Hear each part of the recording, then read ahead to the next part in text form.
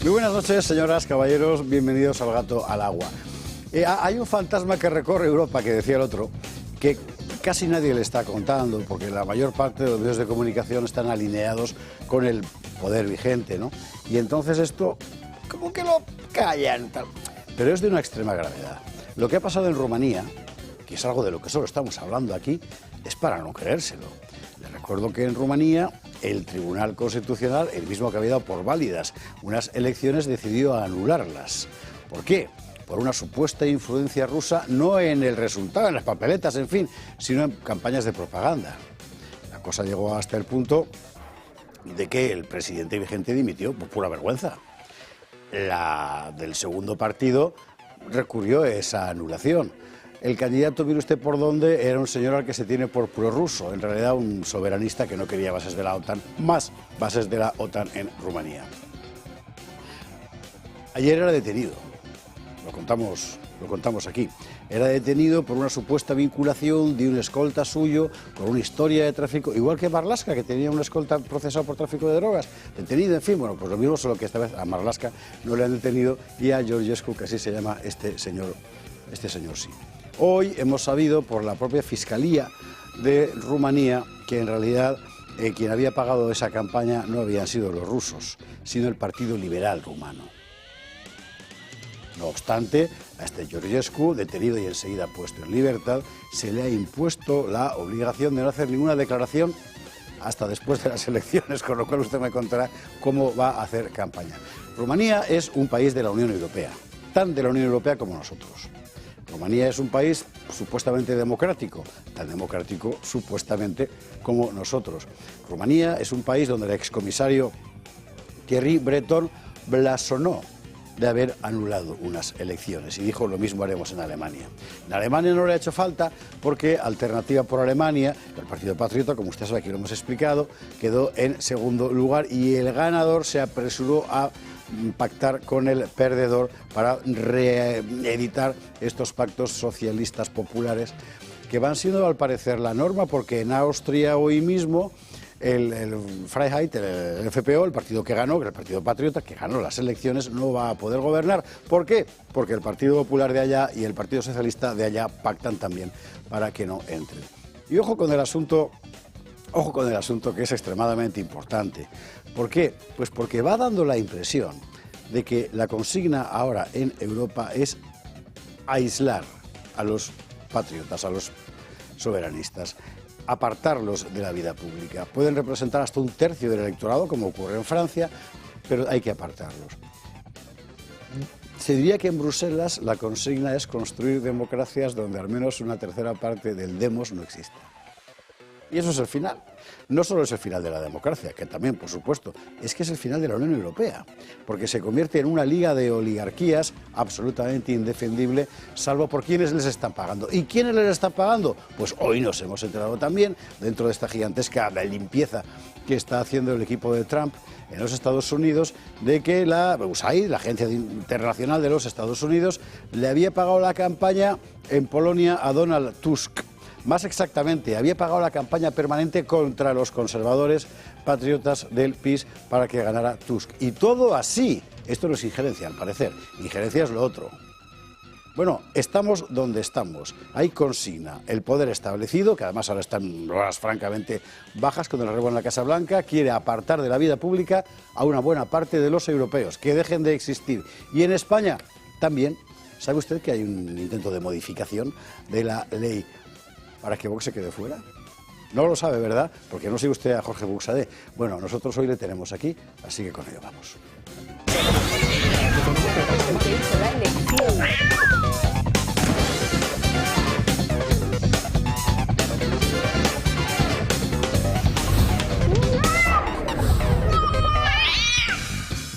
Don Jorge Buxadé, muy buenas noches. Muy buenas noches. ¿Qué tal?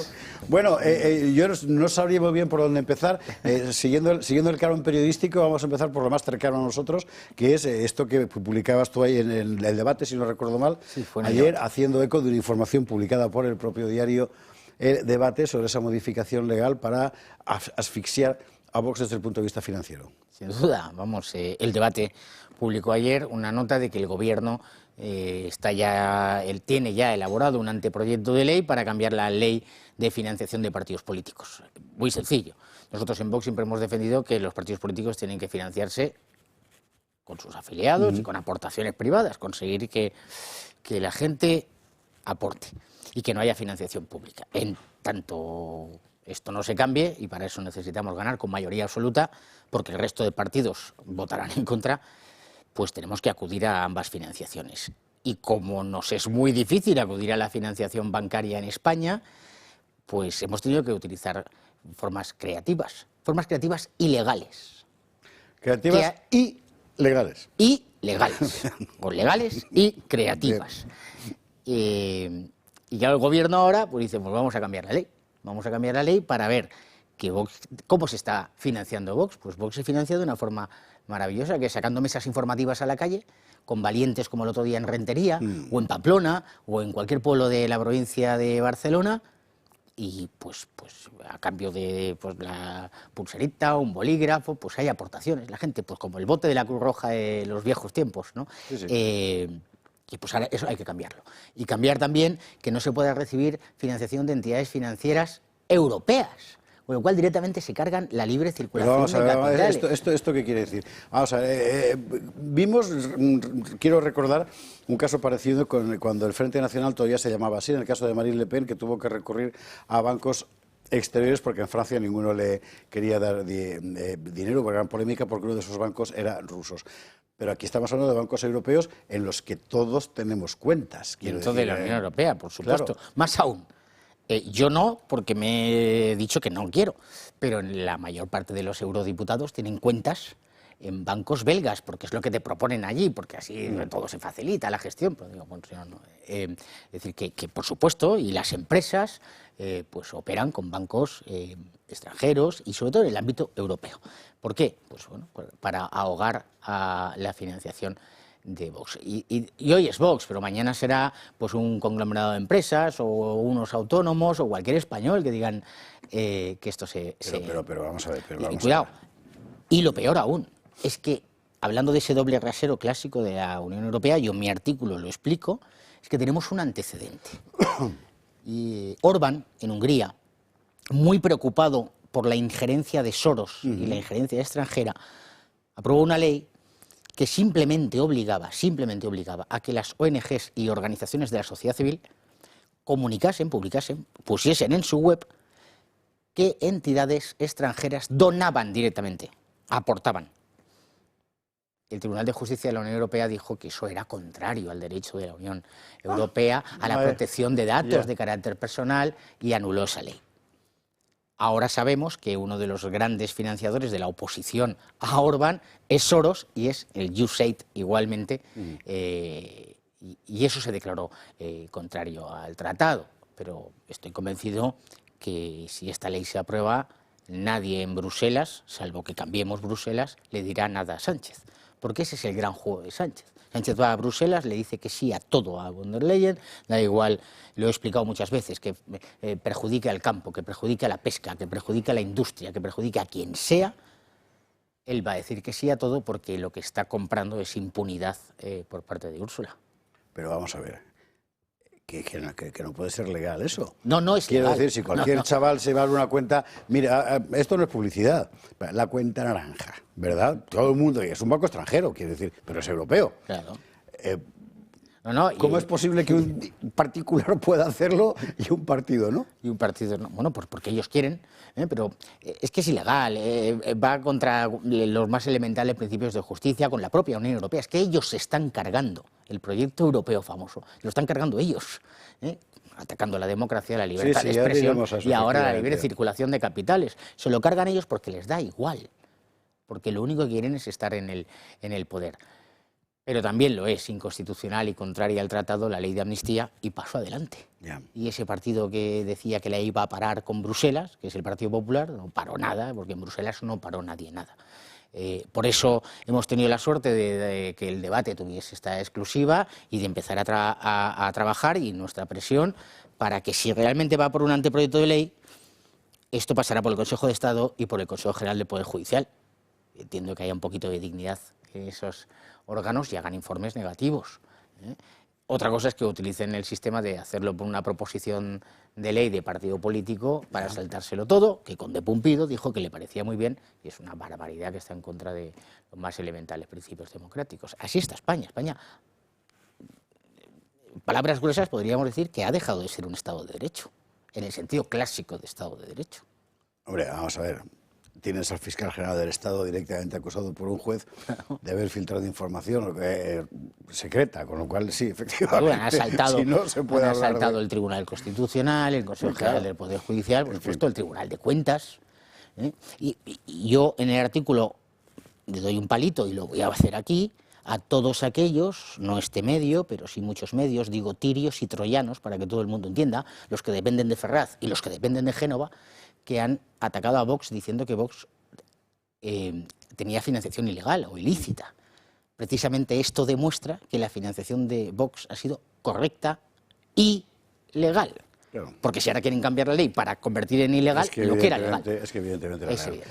Vamos a la cuestión europea, más amplio. Es evidente que hay caza y además han renunciado a cualquier resto de decencia, lo que hemos visto hacer no sé si a un canciller, pero en breve canciller Merz, de decir el día antes de las elecciones controlemos las fronteras, decir al día siguiente nadie dijo que fuéramos a controlar las fronteras, es de aurora boreal. O sea, no se puede ser, es que vamos, ni siquiera Sánchez, bueno, Sánchez sí, pero salvo él, nadie ha mentido de una forma tan descarada en un hombre que ha llegado al poder en Alemania lanzando un salvavidas que tiene escrito BlackRock en la superficie. Lo que estamos viendo, del mismo modo que Merz es BlackRock, Macron era Rothschild en Reino Unido, que no es Unión Europea, pero es Europa, aunque no sea la Unión. Vimos un golpe de Estado financiero para acabar con Liz Truss y llevar al poder a Sunak, etcétera. Lo que estamos viendo es extremadamente inquietante. La democracia real se ha acabado. Queda un poco la fórmula, la figura, pero... estamos ahí, claro, que es lo que vino a decir J.D. Vance cuando fue a la conferencia de seguridad de Múnich y les dijo estas cosas. Tú has dicho una cosa muy importante, democracia, el demos, el pueblo. ¿Qué hacen ellos? Es que ellos va a llegar un momento que van a decir que no sois pueblo vosotros, nos van a expulsar de la comunidad nacional, con argumentos como el delito de odio, la islamofobia, todas estas basuras intelectuales que no se lo cree la gente de la calle, y por eso Alternativa por Alemania tuvo prácticamente el 21% y el FPÖ está subiendo con el 30 y pico, está Frente Nacional o Rassemblement está en esos números, Fidesz está en esos números, el partido que suena muy mal, nuestros socios patriotas en Chequia, que también van los primeros en las elecciones, en las encuestas, y que ganarán las elecciones en octubre, es la realidad. Para mí lo más importante, es que teníamos una duda, que es a dónde iba a ir el Partido Popular Europeo. Yo personalmente no la tenía, pero existía una duda metódica al estilo de Descartes de dónde va a ir. Y en esta semana ha quedado claro. El Partido Popular Europeo ha decidido entregarse directamente ya a la izquierda europea, pactar con ellos en Austria, pactar en Alemania, y por tanto es un futuro muy negro el que nos espera. Sí, pero también la izquierda europea ha decidido entregarse a...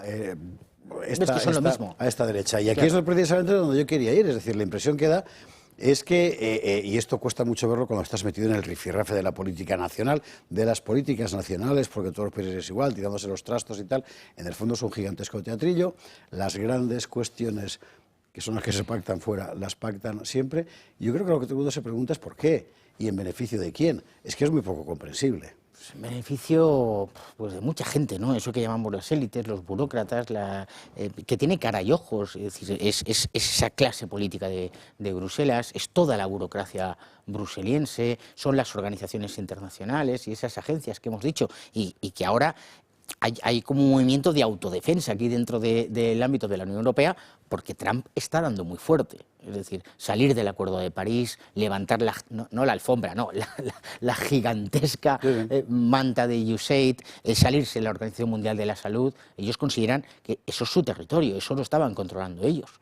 Y por tanto ahora hay una autodefensa y ahí están todos metidos, populares, socialistas, verdes y liberales, los que han montado este gran negocio para ellos, que es luego hay otros intereses, ¿no? Pues ahora nos colocan en los gusanos, la harina de no sé qué, bueno, porque claro, también hay unos intereses económicos muy potentes, el interés de las eléctricas, pero bueno, se abre camino. yo creo que hay un hilo de esperanza, a pesar de que estamos en una situación realmente difícil. Esta misma semana hemos conocido que British Petroleum y Shell, que son dos grandes compañías petroleras, han dicho que se acaba ya el rollito de destinar todas las inversiones a solo las renovables estas famosas, y que van a volver a invertir en combustibles fósiles, básicamente porque si no, no van a poder operar en Estados Unidos. Claro. Estados Unidos, a las empresas españolas y muchos empresarios que nos estarán oyendo y que han querido invertir en Estados Unidos en los últimos años, si tú no ibas y no te daban el sellito de la Agenda 2030 y de los ODS, tú no podías operar en Estados Unidos. A mí han venido a Bruselas muchas empresas españolas a decírmelo. Es que necesito el sello para poder invertir en Estados Unidos, porque Biden había impuesto eso. Ahora ha dicho Trump, no, el que tenga el sello aquí claro, no invierte. Ya que saca Jorge Buxade a Donald Trump, hay que hacer la pregunta más común en los medios de comunicación españoles, que es ¿por qué Vox es partidario de los aranceles contra los productos españoles? Es que eso es una mentira gigantesca, pero ¿cómo vamos a estar? Nosotros estamos en defensa de nuestros productores, de nuestros agricultores, de nuestros ganaderos, y por tanto, siempre, esta semana yo he repetido muchas veces, y voy a aprovechar aquí y decirlo, el único político que se ha ido a Washington a decir que no se pongan los aranceles a España es Santiago Abascal, que se fue a la SIPAC, a la Conferencia Conservadora, y dijo, allí delante de todos, ojalá nos impongan. ¿Cómo vamos a estar nosotros a favor de eso? Ahora, no le puedes decir al presidente de los Estados Unidos lo que tiene que hacer.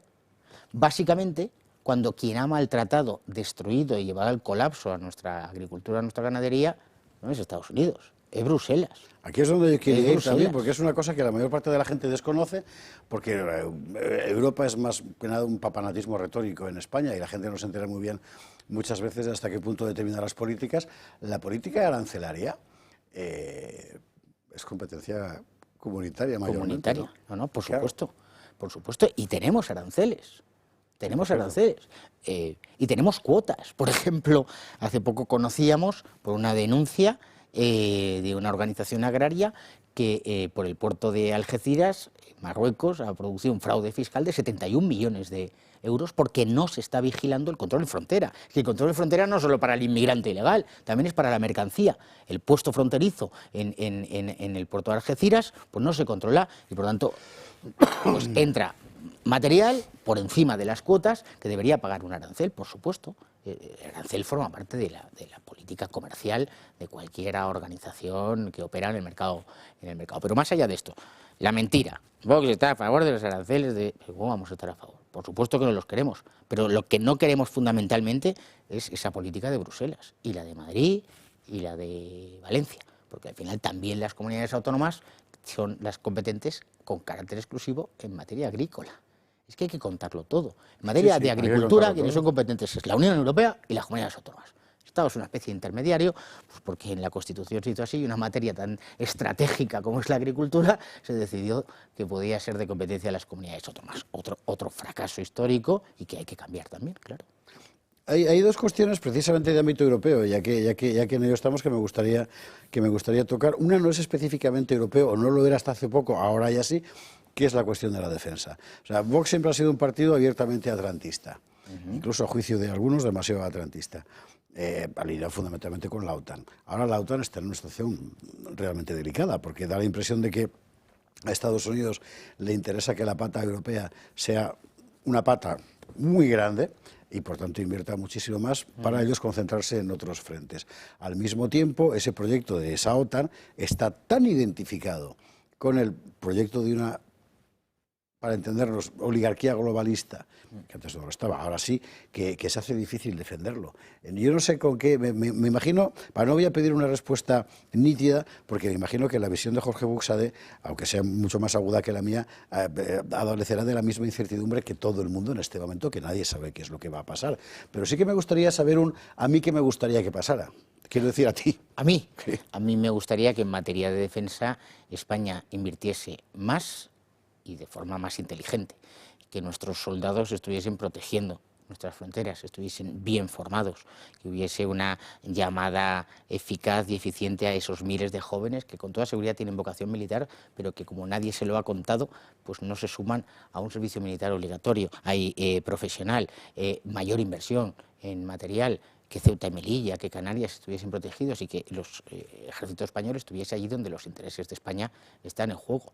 Y eso significa incrementar. Es que Vox, desde que llega al Congreso de los Diputados, pues no sé si estoy convencido que de las primeras iniciativas fue el aumento del gasto militar.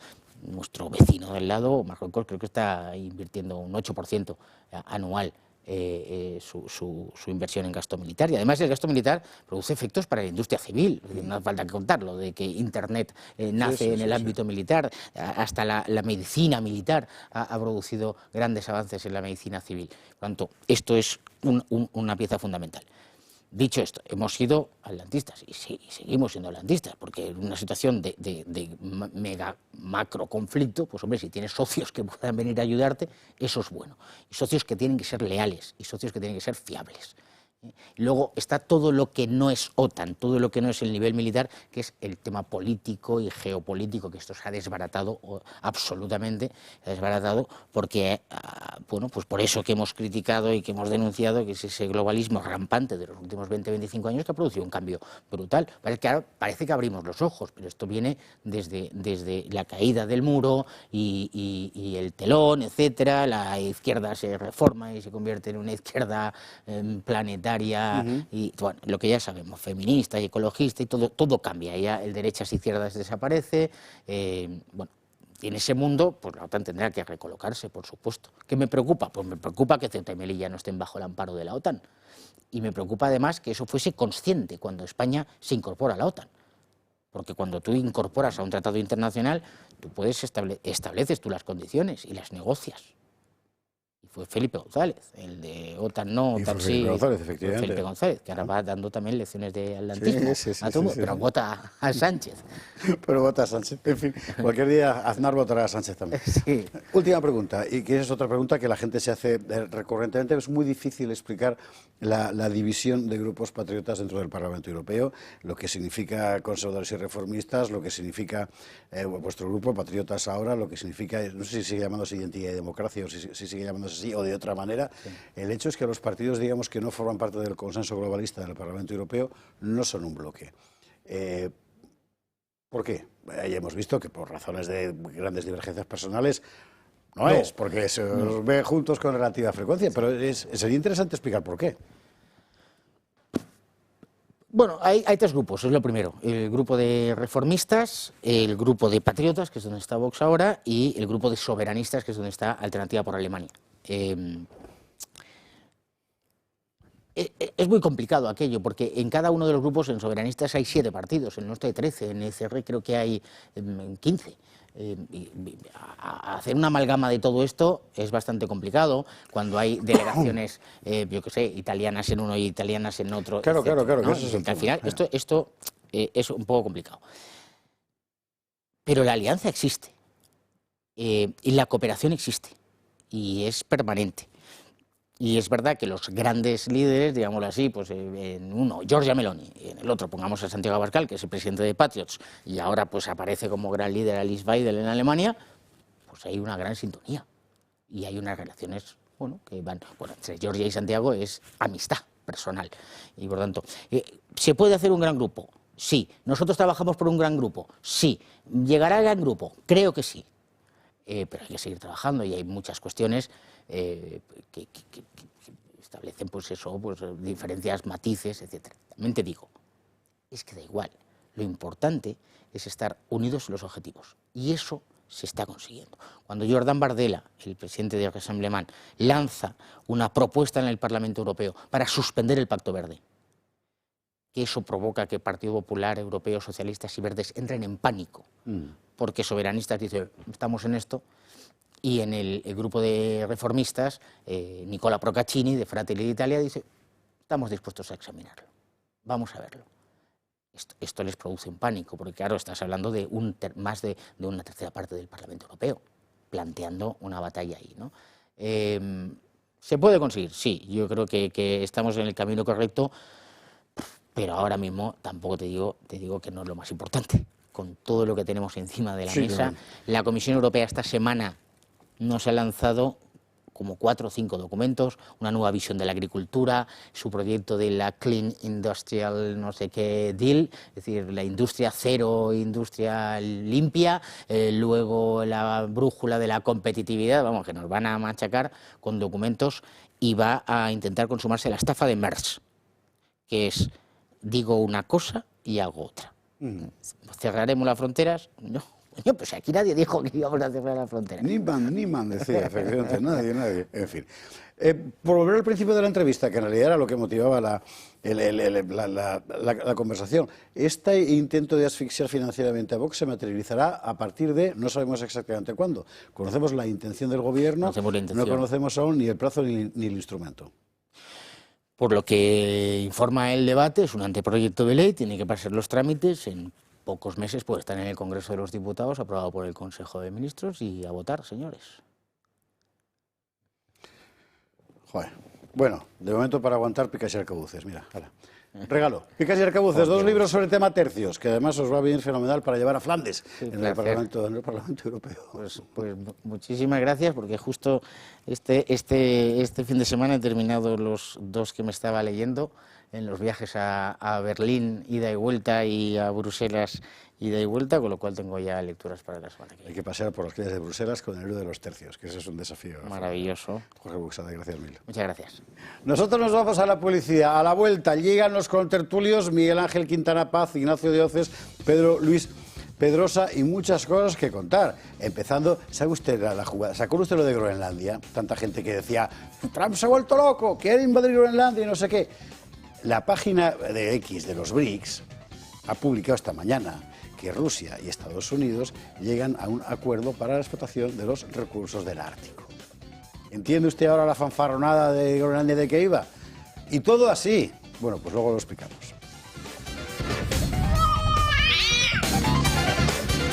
...22, 17, 21, 17 en Canarias. Nosotros, se llama Jorge Buxade, y ya hemos visto un panorama de lo que está pasando en Bruselas, que le van a dejar a usted sin pescado. ¿Y qué va a hacer Yolanda Díaz con el...?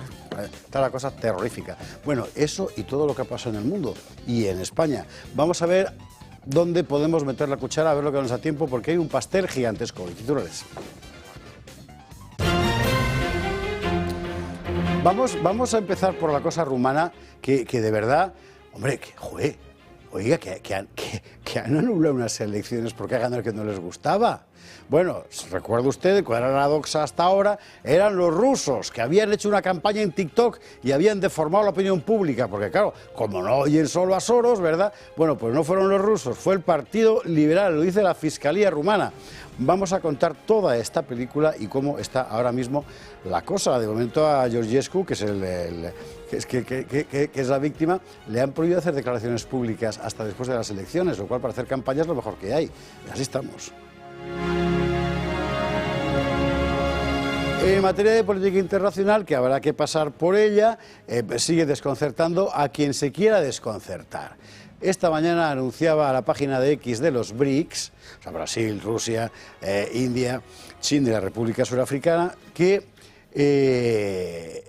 Rusia y Estados Unidos empiezan negociaciones para la explotación de recursos del Ártico. ¿Se acuerda usted de que Trump se ha vuelto loco, quiere invadir Groenlandia? Bueno, pues ya sabemos la jugada de Groenlandia de que iba. Típica jugada de Trump. Monta el pollo sobre el asunto, ¿verdad? Y al final, ¿qué es? Pues el Ártico, que está lleno de recursos naturales y minerales. Y ahí tienen vara alta desde hace decenios Rusia y Estados Unidos. Pues a por ellos. Y así todo, lo veremos. Veremos también, por cierto, la campaña que le han montado ¿sabe usted cuánto se gastó la USAID de Biden en la portada del Time que nombraba a Zelensky hombre del año? 2 millones de dólares. Bueno, y así todo. ¿En España qué? En España hay un misterio, lo sacaba el otro día Riera. Hay en 2 meses 360.000 bajas en la Seguridad Social. O sea, vamos a ver, ¿cómo es posible que en 2 meses se den de baja en la Seguridad Social 360.000 personas? Bueno, Miguel Gutiérrez lo ha estudiado, lo contaremos. Y la política nacional, que sigue pues entre el sórdido Muladar y el prostíbulo de lujo, vamos con el tema Jessica, que ha hablado hoy como testigo en el tribunal, y ha sido muy interesante todo lo que ha dicho. ha sido muy interesante porque, al margen ya de las cuestiones íntimas, la mecánica es la de una trama. La mecánica Ábalos, Koldo, Aldama es la mecánica de una trama de corrupción, donde el dinero iba y venía por todas partes. Y, por cierto, también esta mujer está trabajando 2 años en una empresa pública sin saber dónde estaban las oficinas, porque no tenía que ir, como el hermano. Se ve que es un modus operandi.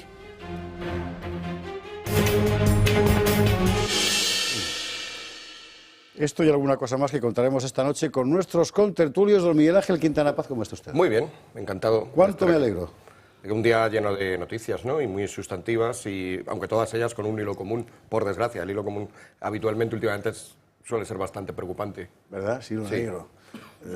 Sí, bueno, es verdad que hay... O sea, claro, estaba pensando en lo de Rumanía, ¿no? Que es lo más reciente y sobre todo lo más sorprendente. Pero es verdad que hay signos de esperanza, pero también es verdad que el contramovimiento a todo eso, que está capitaneado entre otros por Trump, no se acaba de entender como tal contramovimiento, y hay mucha gente muy despistada sobre lo que realmente podía salvarnos de esta situación en la cual en Europa, insisto, bueno, lo que has dicho tú, se han hecho unas elecciones y se han decidido anular simplemente porque no gustaba el candidato. O sea, la excusa es que había unos TikToks por ahí que presuntamente estaban financiados por Putin, que se ha convertido en el nuevo Hitler, y cualquier cosa que vinculas a la palabra Putin ya te convierte en malvado. Es la una reductividad Putinum, efectivamente. Es una manera genial de discutir, porque ya Putin tú. O sea, es como lo de los niños. Tú eres el primero que dice Putin, ahora ya ha ganado. O sea, estamos en ese nivel, y entonces esto es un poco así. Y luego ahora el candidato, pues es verdad que, claro, claro, ese mismo candidato que había sido rechazado previamente con el beneplácito de la Unión Europea, pues ahora resulta que en alguien de su inmenso círculo han encontrado que tenía unas pistolas en su sitio. Bueno, o sea, no sé. O sea, que tampoco sabemos si esa pistola se la ha puesto a la policía según ha ido a hacer el registro. O sea, es toda una locura. O sea, y era uno. O sea, no es que hayan encontrado una armada de sus seguidores dispuestos a tomar el poder. Por otra parte, si iba a ganar las elecciones, no necesitaba... O sea, es todo muy ridículo. Es un mundo, es una Matrix muy extraña. Pero es más extraño todavía eso, que lo que la puede romper, que a mi juicio es fundamentalmente el giro que se ha producido a partir de las elecciones de noviembre del año pasado, también de las elecciones argentinas del año anterior, sí, que también fueron un giro, pero justo lo que la puede... Hay mucha gente despistada que no se da cuenta. Y que está, pues, por ejemplo, bueno, te lo comentaba antes de entrar, ¿no? Trump el otro día soltó la cosa esta de Zelensky es un dictador, y todo el mundo escandalizado. Claro, porque la gente todavía se toma a Trump, aquí lo intentamos explicar, se toma a Trump literalmente, no se toma a Trump como alguien que está negociando cosas, ni alguien que habla para hacer cosas. Lo intentamos explicar con la función performativa del lenguaje. El lenguaje no solo expresa sentimientos, no solo refleja realidades, sino que hace cosas. Trump suelta eso, todo el mundo escandalizado. Hoy le preguntan a Trump, oiga, ¿por qué dijo usted el otro día que Zelensky era un dictador? Y Trump ha dicho, dije yo eso. Pues no me acuerdo, pues qué mal, ¿no? Pues claro, una cosa que dijo, o sea, es como cuando vas a regatear a un sitio. O sea, esta gente que se escandaliza con Trump es la que va a regatear a un sitio y ya el primer precio que da es el que quiere pagar de verdad. Pues no, es que me lo ha preguntado, que cuánto quiero pagar. Ya, pero no se regalea así. Si el primero que le das es el que quieres, o sea, la gente no entiende o sea, es todo una... Y llegan con esto es la herencia del wokismo, ¿no? Llegan con esa moralina, no, este es el malo y yo soy mejor que él, qué mala persona, Trump nos conducirá al caos. Bueno, pues de momento el caos era que había una frontera ahí en la cual estaban muriendo miles de ucranianos y miles de rusos. Y la cifra que ha dado Trump, de 700.000 por bando más o menos, no parece muy descabellada, incluso es más corta de la que se estaba calculando hace solo unos meses. Una barbaridad. Terrorífico. Miguel Ángel, bienvenido, buenas noches. Don Pedro Luis Pedrosa, ¿cómo estás? Don José Javier, ¿cómo está usted? Yo encantado. Estoy asqueado. ¿De verme? No, en lo absoluto. Estoy asqueado porque ayer un grupo de defensores en nominales de la libertad de expresión se pararon frente al Congreso para protestar contra sus colegas que según ellos no defienden la libertad de expresión. Entonces, vamos a, como decimos, de los pitchers, de los lanzadores en béisbol, ¿no? Vamos a arrancar duro y curvero, ¿no? Todos vosotros, nosotros también aquí, yo hoy estoy aquí sentado y después no... Pero en particular, vosotros, periodistas, sois condones, ¿ok? El poder los va a utilizar hoy y mañana, cuando quieran protestar, los van a desechar. Como España a mí no me extraña, porque yo sigo a España desde mucho antes de emigrar, el personaje que lideraba esa protesta estupidez, es un señor que se llama Carlos Cue, o yo no sé qué. Claro, hombre. Y yo lo leía en Twitter, lo veía en las tertulias de la UNO, que la UNO se ve allá en Venezuela, y yo decía, ¿qué tipo tan infame, ¿no? Entonces, ¿saben qué? Además de que los van a desechar, no son periodistas, porque la razón del periodismo son dos, es desafiar al poder y es la búsqueda de la verdad. Y ustedes en ninguna de las dos ni están ni se les espera. Por cierto, una periodista del debate, Sí. del debate ahí, que entonces, me perdonan, pero yo no sé si es de los católicos o caóticos, pero por el amor a Dios, o sea, como gente de ABC, gente del mundo, ahí parada exigiendo que a unos señores que van a hacer preguntas al Congreso le impidan hacer preguntas en el Congreso. ¿Te acuerdas de la película aquella de Lo que queda del día, sobre la novela de Ishigori, de un mayordomo, Anthony Hopkins, que vive entregado enteramente a su dueño? Con frecuencia el servicio llega a pensar que desarrolla tal fidelidad emocional al amo que termina olvidando quién es realmente. Y no eres el amo, solo eres un mayordomo. Bueno, pues con la prensa parlamentaria hace mucho tiempo que pasa esto. Así es. Pues eso. Pedro Luis Pedrosa, bienvenido, buenas noches. Don Ignacio Díaz, ¿cómo estás? Pues fenomenal, José Javier. Encantado de estar ¿Ves? aquí. Esto es el espíritu, no lo tuyo. La verdad. Es asqueado y tal. Él está bien, como Pedro. Hombre, claro, es un privilegio estar aquí. Es un privilegio estar aquí Eso es cada una buena semana, la cosa. verdad. Pues hoy traigo varias cosas. La primera, en Extremadura. Vox ha conseguido bajar impuestos, impuestos de transmisiones patrimoniales, sucesiones y donaciones y también tasas y precios públicos. Creo que es importante. Y hemos vuelto a arrancar el compromiso a María Guardiola de derogar la Ley de Memoria Democrática ¡Hombre! de Extremadura. A ver si ya de una vez por todas lo conseguimos. Y esto lo hilo porque también hoy hemos conocido que el Tribunal Constitucional ha admitido al trámite el recurso planteado por el presidente del Gobierno a la derogación de la Ley de Memoria Democrática de Cantabria. Es decir, yo no sé si el Tribunal Constitucional está pensando que puede ser declarado inconstitucional que se deroguen leyes ideológicas. Es decir, que estaríamos en un caso insólito en España, donde el Tribunal Constitucional decida que hay leyes que no pueden ser derogables, es decir, que son inderogables. Estarían prevaricando. Si esto lo hiciera el Tribunal Constitucional, sería una prevaricación notoria y flagrante. Esto ya lo digo porque están admitiendo a trámites recursos para leyes que derogan otras leyes.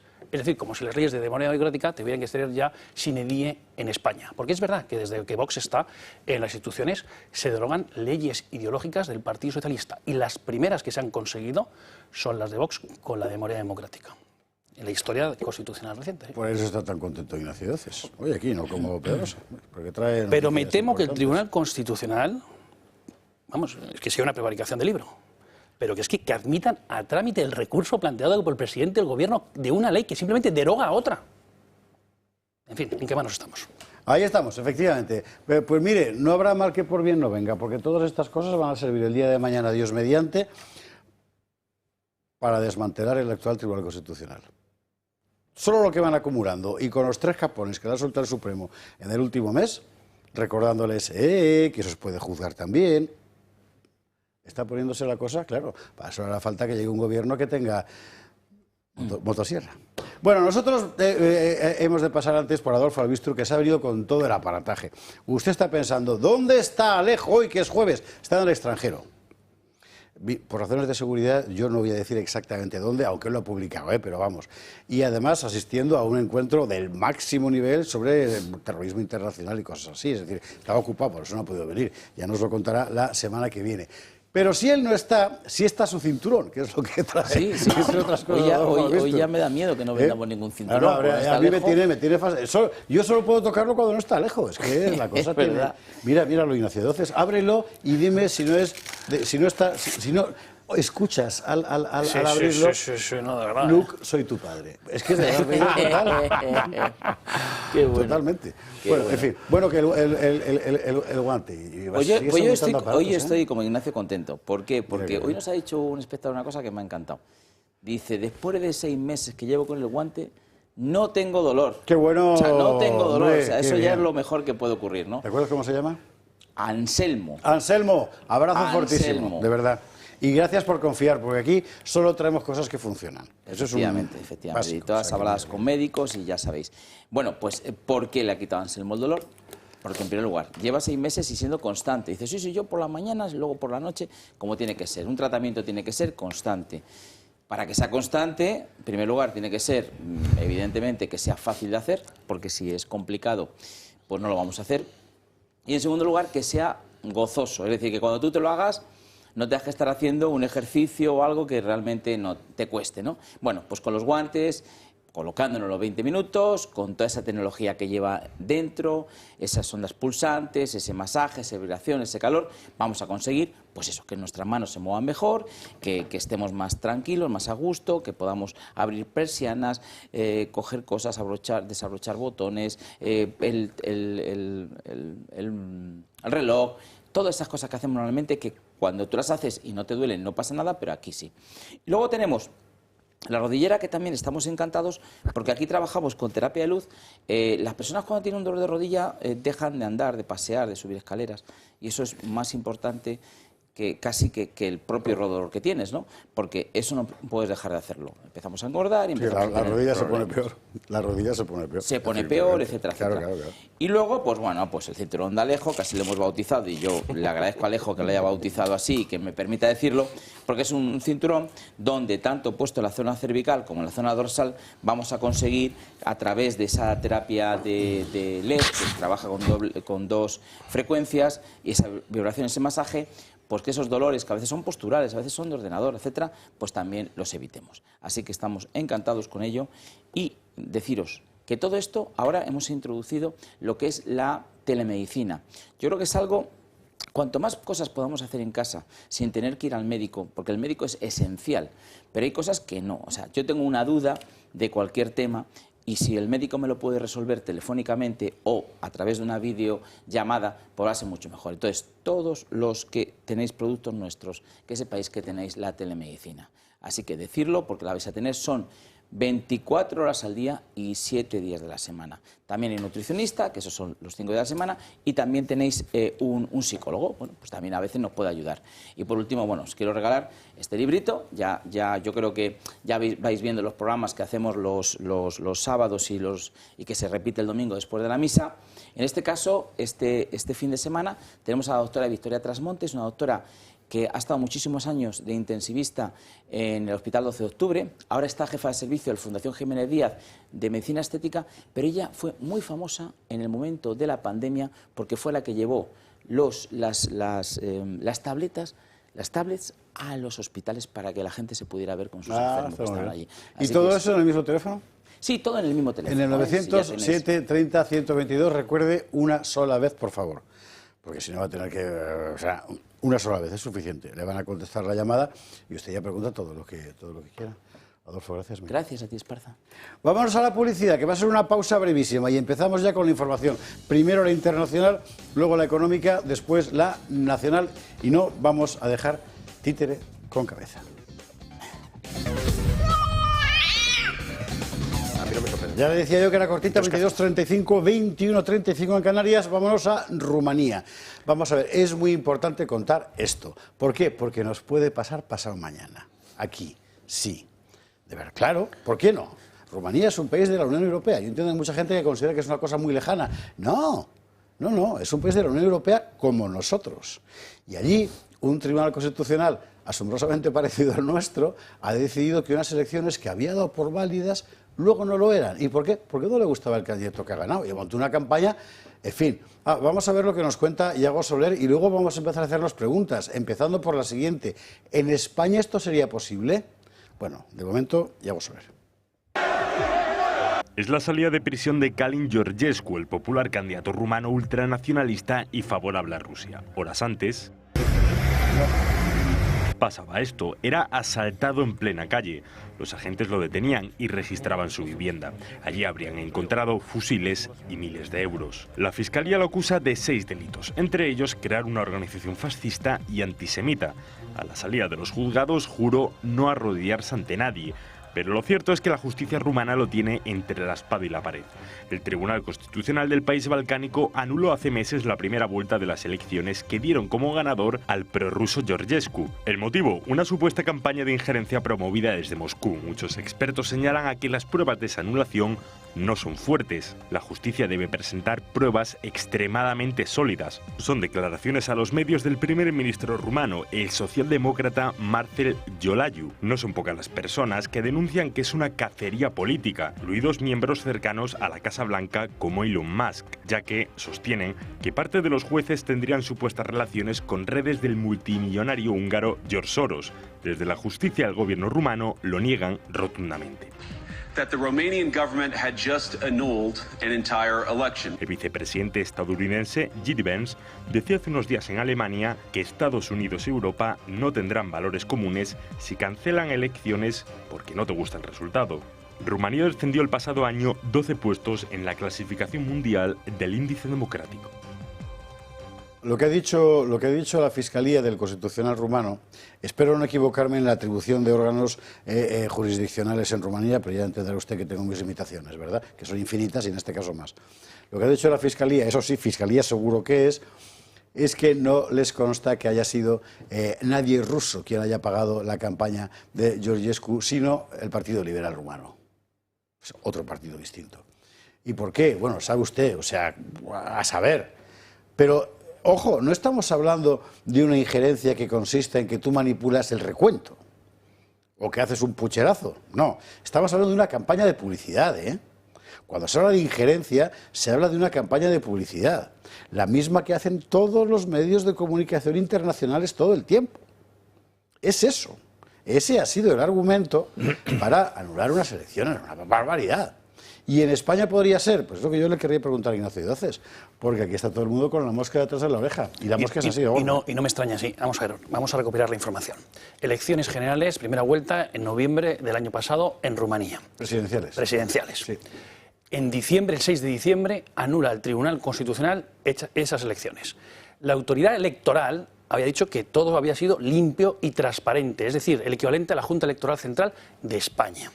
Bueno, pues el Tribunal Constitucional dice que las estrategias de comunicación de TikTok se parecen mucho a las estrategias rusas de desinformación. Y por ese motivo, por ese explícito motivo que acabo de decir, se anulan las elecciones. El Tribunal Constitucional de Rumanía está conformado por 9 personas, elegidas 3 por el Congreso, 3 por el Senado y 3 por el Gobierno. No sé si a los telespectadores les suena. En España son 12, elegidos 4 por el Congreso, 4 por el Senado, 2 por el Gobierno y 2 por el Consejo General del Poder Judicial. Y además por 9 años, exactamente igual que el Tribunal Constitucional de Rumanía. Como muy bien decías, es un Estado social y democrático de derecho. La Constitución es democrática, está en la Unión Europea Rumanía, con plenos efectos desde el 1 de enero del año 2007, y anulan el Tribunal Constitucional unas elecciones que además en las primeras horas de la anulación, el 6 de diciembre, no decían los motivos. Oye, pero ¿cómo puede ser que un Tribunal Constitucional... Es un atentado directo a la democracia y a la voluntad nacional de los rumanos.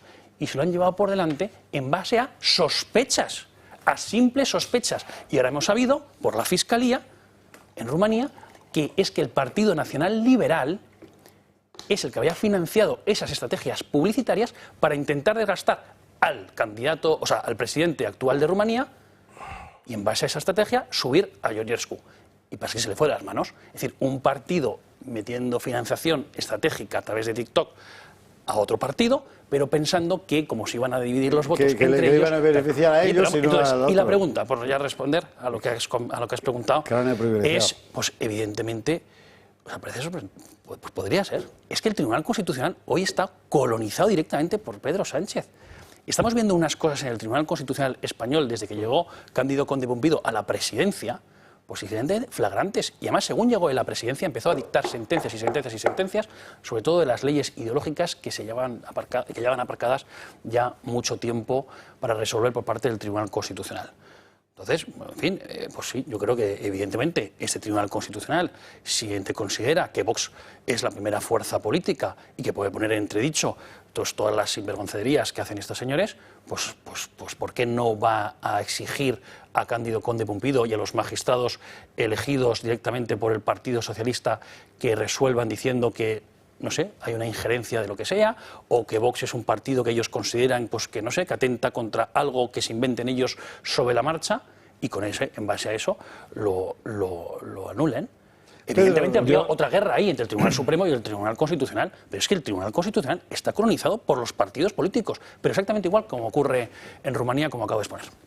Miguel Ángel, Pedro Luis Pedrosa. Dicho lo cual, Ignacio, que la gente vaya a votar igual. Claro, Es que estos discursos tienen el riesgo, tienen el riesgo, que está muy bien, está muy bien, estamos en una mesa, no hay elecciones inmediatas, pero bueno, que a veces tiene el riesgo que al final la gente dice, pues nada, ya todo es imposible, para qué ir a votar si luego nos lo anulan, si el resultado no nos gusta. Yo no digo que lo vayan a anular, digo que es posible. Es posible. Yo sí, a ver, este hombre, el candidato que sacó este excelente resultado en la primera vuelta, que le están acusando eso también de una persona así como antisistema, anti-Europa. Bueno, es un señor que viene de Goldman Sachs, si no me equivoco, que ha estado trabajando plenamente dentro del sistema. Lo que pasa es que la pandemia, que a muchos nos cambió la idea sobre el género humano y también sobre la política europea, pues en la pandemia cambió de idea y empezó a manejarse en estas claves. Es decir, esta simplificación constante de blanco y negro, donde negro es Putin y todo lo demás, y todo lo que puedas controlar, combinar con él, es ese negro, y no atender a todos los matices de un señor que viene de Goldman Sachs, que es una consultora totalmente capitalista, que estaba integrado 100% en el sistema, lo que pasa es que en un momento determinado dice, bueno, pues yo creo que las cosas están funcionando mal, y logra transmitir un mensaje a los rumanos que también, por el resultado de las elecciones, parece que ven que las cosas han resultado mal.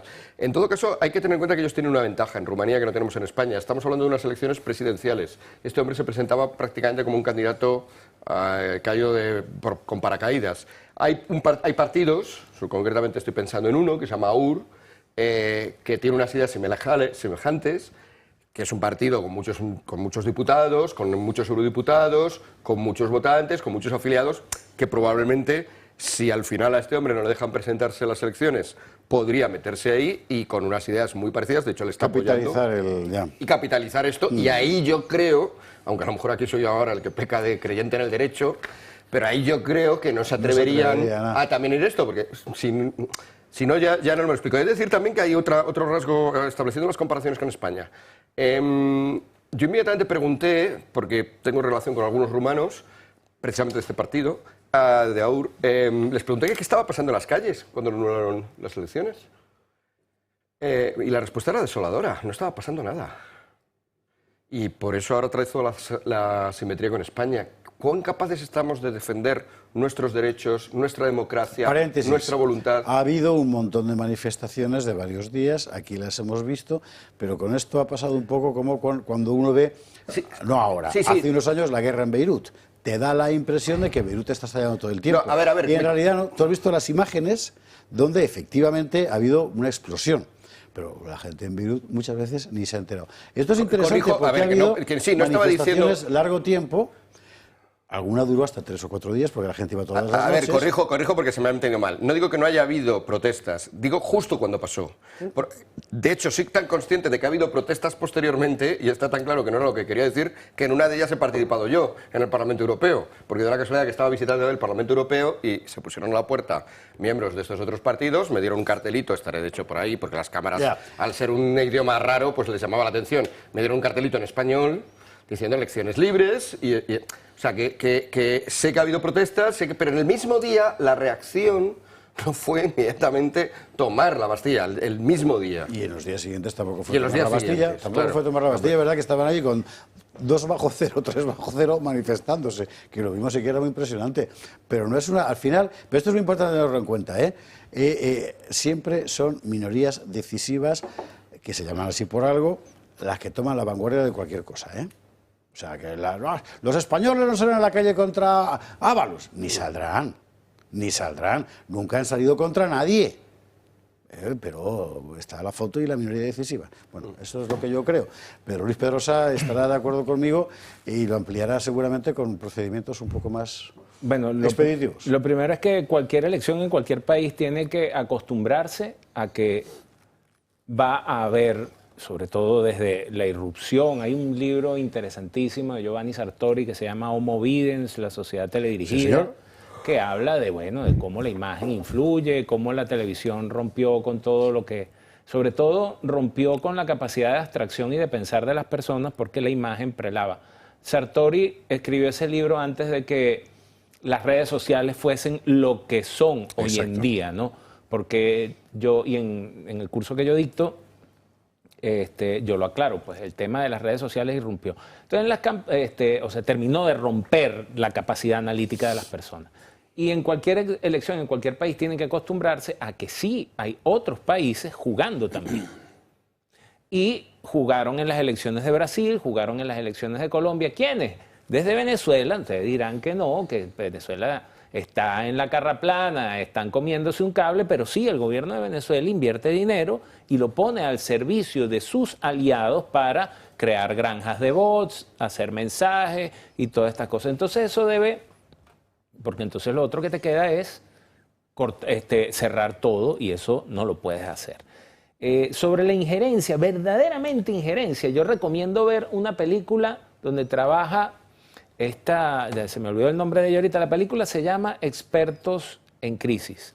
¿Y qué relata? Y además de la película, vean el verdadero documental de Expertos en Crisis que está en YouTube, de cómo los Estados Unidos enviaron unos consultores políticos y unos equipos a trabajar en la campaña de Carlos Mesa en Bolivia. ¿Y eso quién lo financiaba? ¿Adivinen quién? USAID. Claro. O sea, entonces, eso sí es una verdad. ¿Es ilícito? No, en realidad no es ilícito. Pero es una forma de injerencia. Una cosa más, José Javier. No, la Constitución rumana sí que exige que las elecciones sean validadas por el Tribunal Constitucional. Aquí en España no está dentro de las funciones que tiene acogidas el Tribunal Constitucional, es decir, estaría fuera de las facultades competenciales. Lo que pasa es que estamos viendo últimamente unas cosas tan inverosímiles que uno ya no sabe a qué atenerse, pero el Tribunal Constitucional no tiene competencias en España en materia electoral para validar las elecciones, como sí que tiene exprofeso la Constitución de Rumanía de noviembre del 91. ¿Y la Junta Electoral Central tiene esas y el Tribunal Supremo. facultades? Y el Tribunal Supremo. Central, ¿no? Pero es que en Rumanía la autoridad electoral, hay que saberlo. la autoridad electoral en Rumanía ha dicho que todo estaba correcto. Pero lo que hablabas antes, muy rápido, es que, y lo que tú apostillaste, están creando un bloque que va, o una serie de jurisprudencias que hagan que todo termine desembocando en el Constitucional y entonces que el Constitucional se convierta en el megatribunal del país. Sí, y entonces, el tirano constitucional. Y ahí viene el problema que decía Miguel Ángel. ¿Quién va a reaccionar cuando eso suceda? Trump. Seguro, algo hará. Pues eso es en lo que estamos. Trump, lo último, vamos con el último. Hoy Pedro ha dicho hoy que quiere plantear cara a Trump con los aranceles. Yo no sé si de verdad Pedro Sánchez sabe lo que dice. Bueno, sí sé para qué lo dice, que es para su parroquia, que se enardezca y tal, ¿no? Pero vamos, va, por partes. ¿Hoy qué ha pasado? Entre otras cosas, aparte de que está preparándose ya el telón para la firma mañana, en principio, entre Rusia y Ucrania de lo que va a ser entre Estados Unidos y Ucrania de lo que va a ser el final formal político de la guerra de Ucrania. Pues ha pasado, y esto es muy interesante saberlo, que los BRICS, es decir, el bloque político-económico que han configurado Rusia, China, Brasil, la India, etcétera, ellos han anunciado, creo que podemos ver la imagen, que Estados Unidos y Rusia están negociando el reparto del Ártico. Claro, el Ártico está lleno de recursos naturales. Tanto Estados Unidos como Rusia tienen ahí vara alta desde hace muchos años. Luego hay potencias menores. Dinamarca por Groenlandia. Groenlandia, ¿le suena, verdad? Pues ya está. O sea, claro, están en esto. Y Trump está en esta historia. Y no está en otras. Con lo de los aranceles, lo mismo. El otro día dice, la Unión Europea se creó, perdóneme usted lo desgarrado de la cita textual, para joder a los Estados Unidos. En realidad no. La Unión Europea se creó para ser vasalla de los Estados Unidos. Y tanto tiempo llevamos siéndolo que ya somos ellos, sobre todo los que mandan, incapaces de reaccionar. Pero bueno, la cosa está con lo de los aranceles. Os voy a poner aranceles, unos aranceles que os vais a tal. Pedro Sánchez se ha puesto muy guerrillero, como le gusta a Elo Belachao, así. Vamos a defender nuestros intereses ante quienes quieran atacar las economías europeas con aranceles que están absolutamente injustificados y que amenazan también veladamente nuestra soberanía económica. Y vamos a adoptar medidas de respuesta proporcionadas a ese desafío. Lo haremos unidos y además haremos con una ayuda específica a todos los sectores que se puedan ver afectados de nuestras economías. La mayor parte de los acuerdos arancelarios, hasta donde yo sé, esencialmente son comunitarios, O sea, es la Unión Europea, no es España. Respecto al intercambio de aranceles Estados Unidos-Europa, hay una cosa que hay que reconocer en la que Trump tiene razón, y es esta. Habla de respuesta proporcionada. Pues mire, en general, Europa grava con aranceles mucho más los productos americanos que Estados Unidos los productos europeos a fecha de hoy. Esta es la realidad. Usted, vamos a ver, mírame al ojo usted de verdad, con sinceridad. ¿Usted cree que Trump es gilipollas? Y que suelta estas cosas así porque es que es tonto, que es un títere de Putin, como dice el otro y tal. Pues no. Él ve la situación y ve cuál es. ¿Estoy perdiendo dinero aquí? Pues os vais a enterar. Monto el pollo de los aranceles. ¿Y en qué va a acabar? Pues no lo sabemos. Pero va a ser como lo de Groenlandia, lo mismo.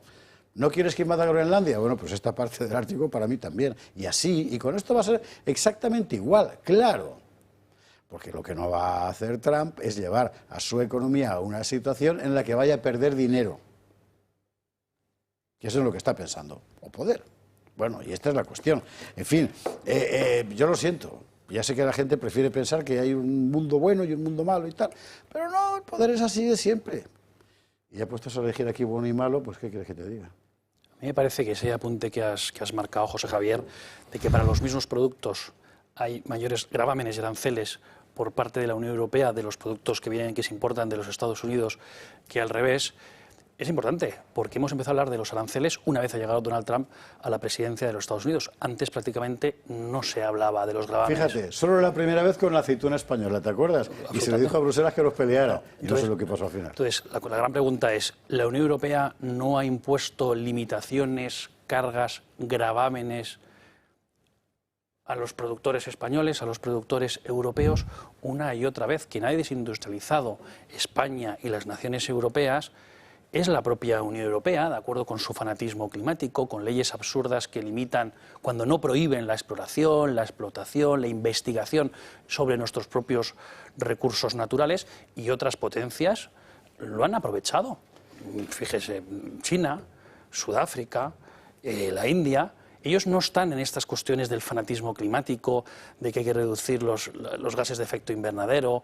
No están en esas cosas. Lo que están es, hoy vamos a producir, porque ahí va la riqueza nacional. Y es lógico que las naciones velen por los intereses de sus nacionales, como quiere hacer Vox. Si nosotros estamos absolutamente en contra de los aranceles que quiere imponer Trump a los productos, pero hombre, también entendemos, por otro lado, que a lo mejor Donald Trump dice, oye, yo tengo que velar por la industria, por la riqueza nacional de los americanos, que para eso me han elegido presidente, y dentro de la guerra comercial de los aranceles, que también me ha impuesto la Unión Europea, yo aquí tengo que dar la batalla. Pero por supuesto, si nosotros lo que queremos son proteger nuestra industria y nuestra riqueza nacional de todas las maneras, pero quien ha puesto las limitaciones, las cargas, los gravámenes una y otra vez ha sido la Unión Europea, porque Donald Trump acaba de llegar a la presidencia de Estados Unidos, en concreto tomó posesión el 20 de enero.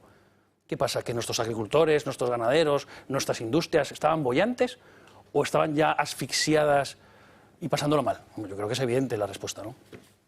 Pero nadie habla de que subió, creo que fue un 600% la importación de cereales a Marruecos. La importación de cereal marroquí a España es una cosa muy llamativa, sobre todo cuando uno aprende que la mayor parte de ese cereal resulta que no procede de Marruecos, procede comercialmente, pero seguramente es ruso. En fin. Es que de verdad, todo es así. Entonces, que tampoco se dice que el déficit comercial que tiene el gobierno de Estados Unidos con Europa es de 300.000 millones de dólares. Es decir, que ellos le compran a Europa 300.000 millones de dólares más de lo que Estados Unidos le exporta a Europa. Con lo cual, y yo creo que debería ser aspiración de cualquier persona medianamente inteligente, ni siquiera que fuese inteligente, sino que bastase con que no fuese estúpido, de desear para su país un presidente que se ocupe, un presidente, un rey, un canciller, un presidente que se preocupe del interés de sus nacionales. Y los demás, pues no lo voy a decir como lo dicen acá, porque de paso ya hasta uno se asusta de eso de a tomar por saco, ¿no? Pero pareciese que estuviésemos en el mundo feliz de Aldous Huxley, ¿no? Que entonces todo se maneja en torno a la irrelevancia. No importa cuál sea el telediario que pongas, el de las 5, el de las 4, el de las 6, todo es en torno a, como decía Miguel Ángel, Putin, Trump, malvados, y ya. No escarban ni un milímetro en cuál es el problema. Y la reacción de Pedro Sánchez es la de un individuo que pelea con un enemigo que de antemano él, en su fuero interno, debe saber que para él, para Trump, Pedro Sánchez, es un microbio. Y quedó demostrado en una reunión que le quiso pelar el diente, así como estuvo corriendo detrás de Biden, sit down, quédate ahí, no, tú conmigo no. Entonces se tiene que buscar ese enemigo para dársela de macho machote aquí dentro de su país, pero sabe que si no pones a producir España, que tú no lo vas a hacer, te vas a comer los aranceles con patatas y salsa de tomate. Creo que ha sido esta mañana o ayer, no, ya no me acuerdo, cuando Pedro Sánchez ha tenido una conferencia, una videoconferencia con Lula, Petro, Boric y el uruguayo, Mesa se llama, no me acuerdo. No recuerdo, está recién electo. Para hablar de los ¿Perdón? Está recién electo, tiene poco tiempo. Para hablar de los peligros de la desinformación. Para defender la información en las sociedades progresistas, es decir, Colombia, Chile, Brasil, España, frente a nosotros, que somos muy malos, porque queremos decir lo que nos sale de la nariz. Miguel Ángel. Sí, a mí me hace mucha gracia el fervor patriótico que le surge a la izquierda solo cuando un dirigente extranjero de derecha hace algo que pudiera interpretarse, bueno, cabe interpretar realmente pues como un problema para España. Ahí de repente importa mucho lo patriótico de España. Bueno, habéis avanzado ya la misma idea, es decir, Europa en general y España en particular hace una cosa muy rara. Pone un montón de gravámenes, de impuestos, de dificultades, de regulaciones, de prohibiciones incluso, decías tú, para explotar cosas en su propio país. Y entonces es verdad, aunque al de fuera no le pongas el gravamen, como el de fuera no tiene todas esas cargas, de facto estás aplicando aranceles a los tuyos y quitándoselos a los de otros países, el mundo al revés. Pero voy a ir más allá, porque esto ya lo habéis explicado. Con una paradoja muy similar. España pone un montón de gravámenes, de cargas, de impuestos, de dificultades a crear empleo. O sea, ¿cómo es posible que en un país con problemas de empleo sea tan difícil ser autónomo? Que tienes que pagar una cuota altísima, que además la tienes que pagar sí o sí, o sea, ¿cómo es posible? Tendría que estimularse autónomo, ya digo, no digo ni siquiera que se favorezcan empresas para que también sería lo deseable, obviamente, para que un empresario empleara un montón de gente autónomo, que alguien al menos diga, bueno, yo en vez de estar en el paro voy a emplearme a mí mismo. No, cargas, gravámenes, dificultades. Entonces, claro, en el fondo hay una cosa en la cual los impuestos que tienen que ver con lo medioambiental tienen razón, que son lo que se llaman externalidades negativas. Cuando tú haces una actividad, si yo hago una actividad que perjudica al de al lado, pues es normal que compense de alguna manera. Son exagerados en Europa, son locos, son inapropiados en muchos casos, pero ¿por qué haces eso? Porque dices, bueno, algo que es contaminar, que es malo, voy a poner un gravamen para que no se haga. Pero grabar algo que es bueno, que es el trabajo, con esa carga, es absurdo, claro. Se graba aquello que no quiere que pase. Bueno, sacar algún impuesto porque el trabajo al final lo hacemos todos, es una manera de cobrar la renta. Vale, pero de esta manera que ocurre en España es absolutamente locos, de verdad. El caso de los autónomos, yo por suerte no lo soy, pero la gente que conozco de autónomos está absolutamente muy cansado y creo que realmente los partidos políticos tenéis una ocasión ahí de hablarles su propio lenguaje. Y al tema vamos inmediatamente porque dentro de esa bajada brutal de 360.000 afiliaciones a la Seguridad Social en 2 meses, que es una barbaridad, diciembre, enero, con toda seguridad tiene mucho que ver precisamente la insostenible situación de los autónomos y sobre todo de la gente que antes se daba de alta como autónoma para hacer un trabajillo y que ahora con la subida del SMI y demás, o sea, que es muy complicado todo. Lo vamos a ver de inmediato. Antes, Ignacio Brag, muchísimas gracias. El presidente de Uruguay se llama Yamandu, con Y, Yamandu Orsi. guaraní con apellido italiano, o italiano con nombre guaraní, Yamandu Orsi. Así que Ignacio, muchísimas gracias, es con el que ha hablado también Pedro Sánchez. Antes de la publi, le recuerdo las propuestas de Comunidad Solar que son muy interesantes. ¿Por qué? Porque le permiten a usted ser no solo consumidor de energía, sino también productor de su propia energía. Y mire, esto es un paso de soberanía energética. Ya sabe usted aquello, la soberanía bien entendida empieza por uno mismo. Bueno, pues en la energética también. Lo que propone Comunidad Solar vía autoconsumo remoto y la instalación de baterías y acumuladores es que usted pueda disponer de energía muy barata en el momento en el que más cara es la energía convencional por los cambios horarios, que en España la tarifa cambia, en fin, según la hora, una barbaridad. Así evita usted por las constantes subidas de precio. Y más cosas, porque Comunidad Solar son expertos en ofrecer al ciudadano de a pie todas las ventajas de las energías renovables. Así que, mire, ¿se puede sacar partido de esto o solo va a beneficiar a Teresa Rivera? Pues usted también puede. 980 28 12, llame y pregúntelo todo, hasta ser socio de la empresa, que se puede hacer, ¿vale? Comunidadsolar.es. Publi, y a la vuelta vamos con el misterio de la seguridad social. Es una vergüenza con la cantidad de gente que hay en paro real en España. Y sí, luego hablaremos de Jessica, que por cierto creo que no se ha quedado en paro porque ha montado una web de señoritas. Lo sí, desconozco. Y está además con una emprendedora. Venga, Sí, enseguida. una mujer con dificultades para ser autónoma. 2307, 2207 en Canarias. Y antes de Jessica y de Mazón y de... Vamos con el problema de verdad que tiene España, que es el trabajo. Los trabajos son cada vez menos y más precarios, los salarios lo son. Esto es así. Y el gobierno puede maquillarlo con estadísticas, puede coger a los estudiantes y darlos de alta, puede coger a los fijos discontinuos y decir que está trabajando, puede hacer lo que quiera. La realidad al final a pie de calle es la que es. Y el baile brutal de afiliados de la Seguridad Social, que por cierto ha pasado casi desapercibido, José Ramón Riera lo sacó en el debate, saludos maestro, ¿verdad? Es para no creérselo, 360.000, ¿usted sabe lo que son 360.000 personas que se dan de baja en la Seguridad Social en 2 meses? Informe Gutiérrez.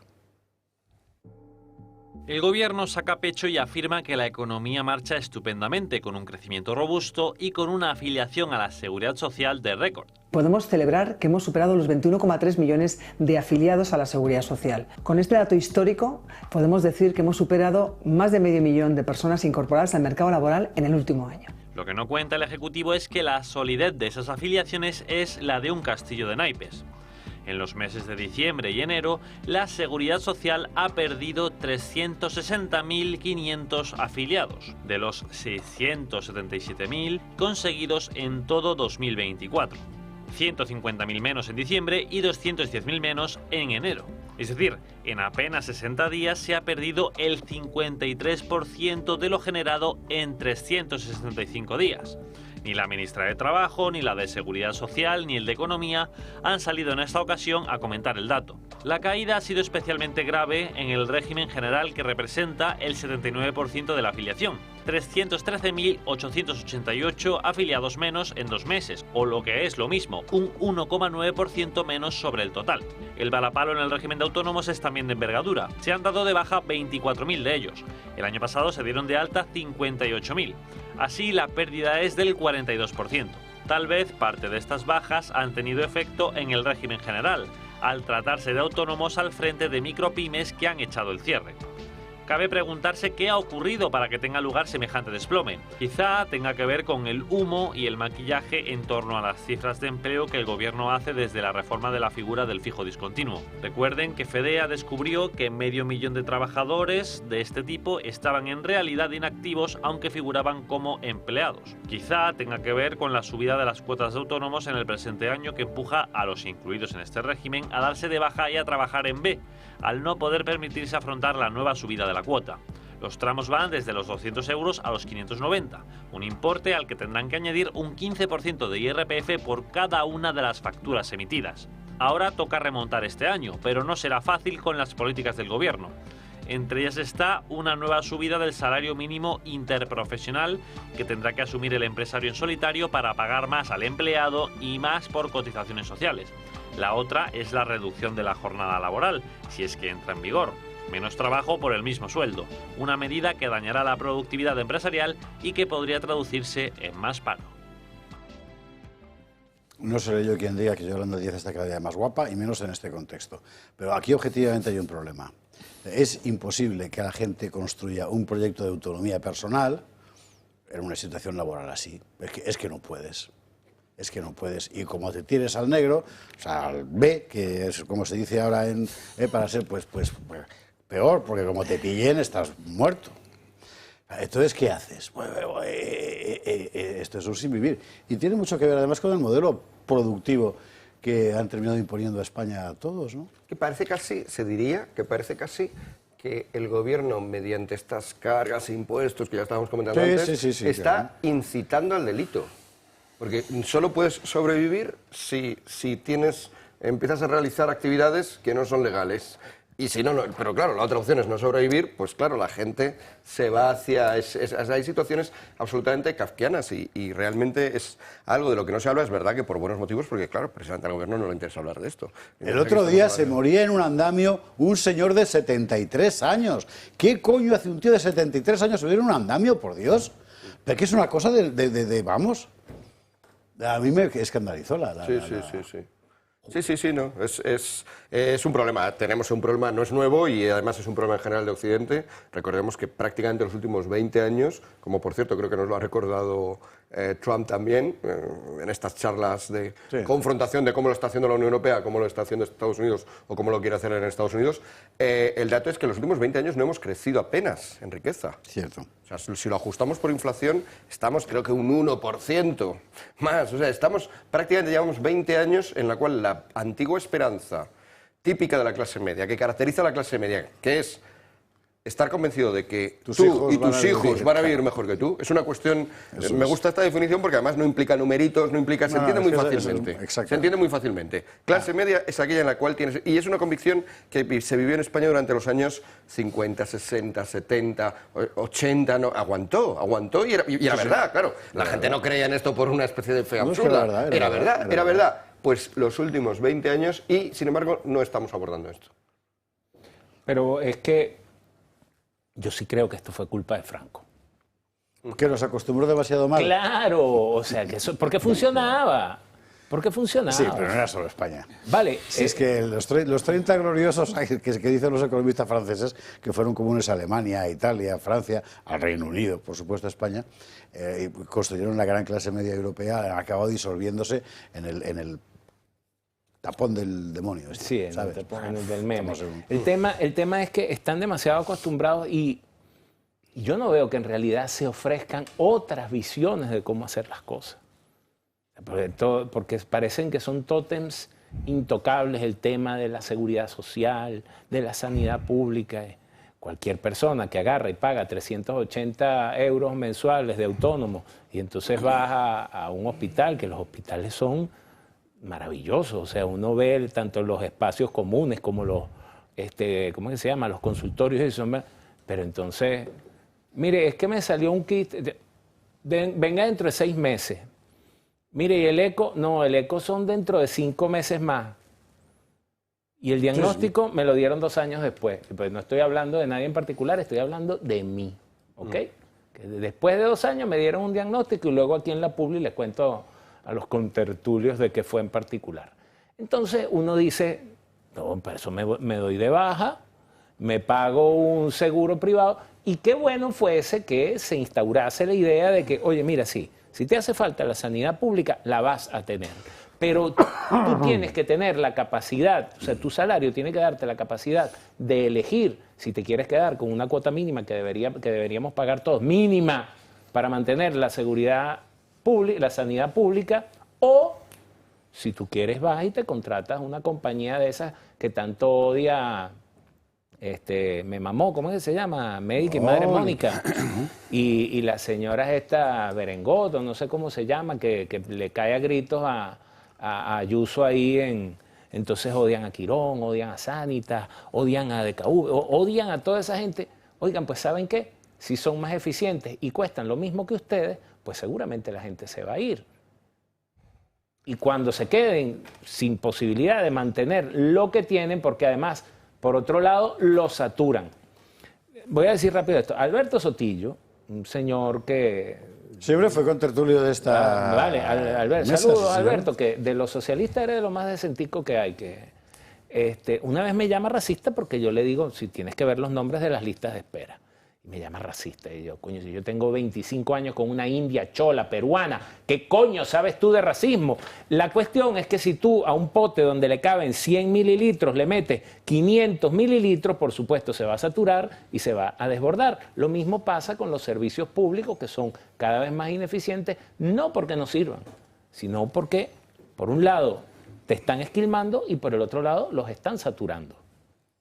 Don Ignacio de Oces. No, muy de acuerdo con lo que se acaba de decir. A ver, que hayamos perdido en 2 meses la mitad, más de la mitad, de los afiliados en el año 2024 a la Seguridad Social es un drama rotundo. Varias cuestiones.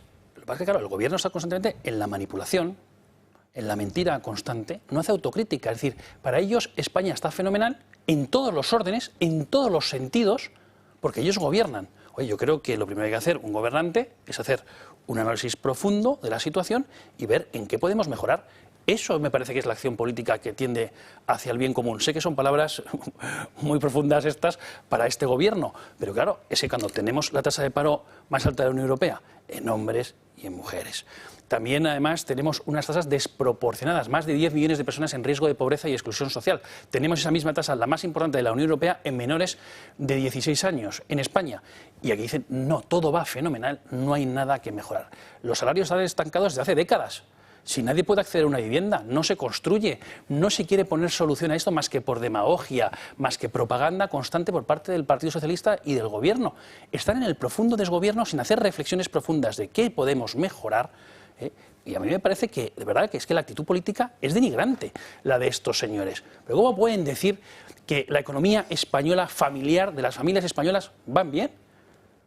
Pero ¿cómo pueden decir esto el gobierno? Es que es insólito. Entonces, en fin, pues, la verdad es que hay otra forma de hacer política y también que los españoles pues lleguen mejor a fin de mes. Hay muchísimas formas de estimular la economía nacional. Antes hablábamos de que tenemos que reindustrializar España. ¿Este gobierno quiere atraer inversiones a España? No, es que no está en su programa, ni lo dice, les da exactamente igual. Todo va bien, eso sí, la gente cada día más al paro, las familias más ahogadas y asfixiadas, cada vez perdemos más industria cuando no se deslocaliza, encima damos subvenciones a empresas españolas cuando se deslocalizan del territorio nacional.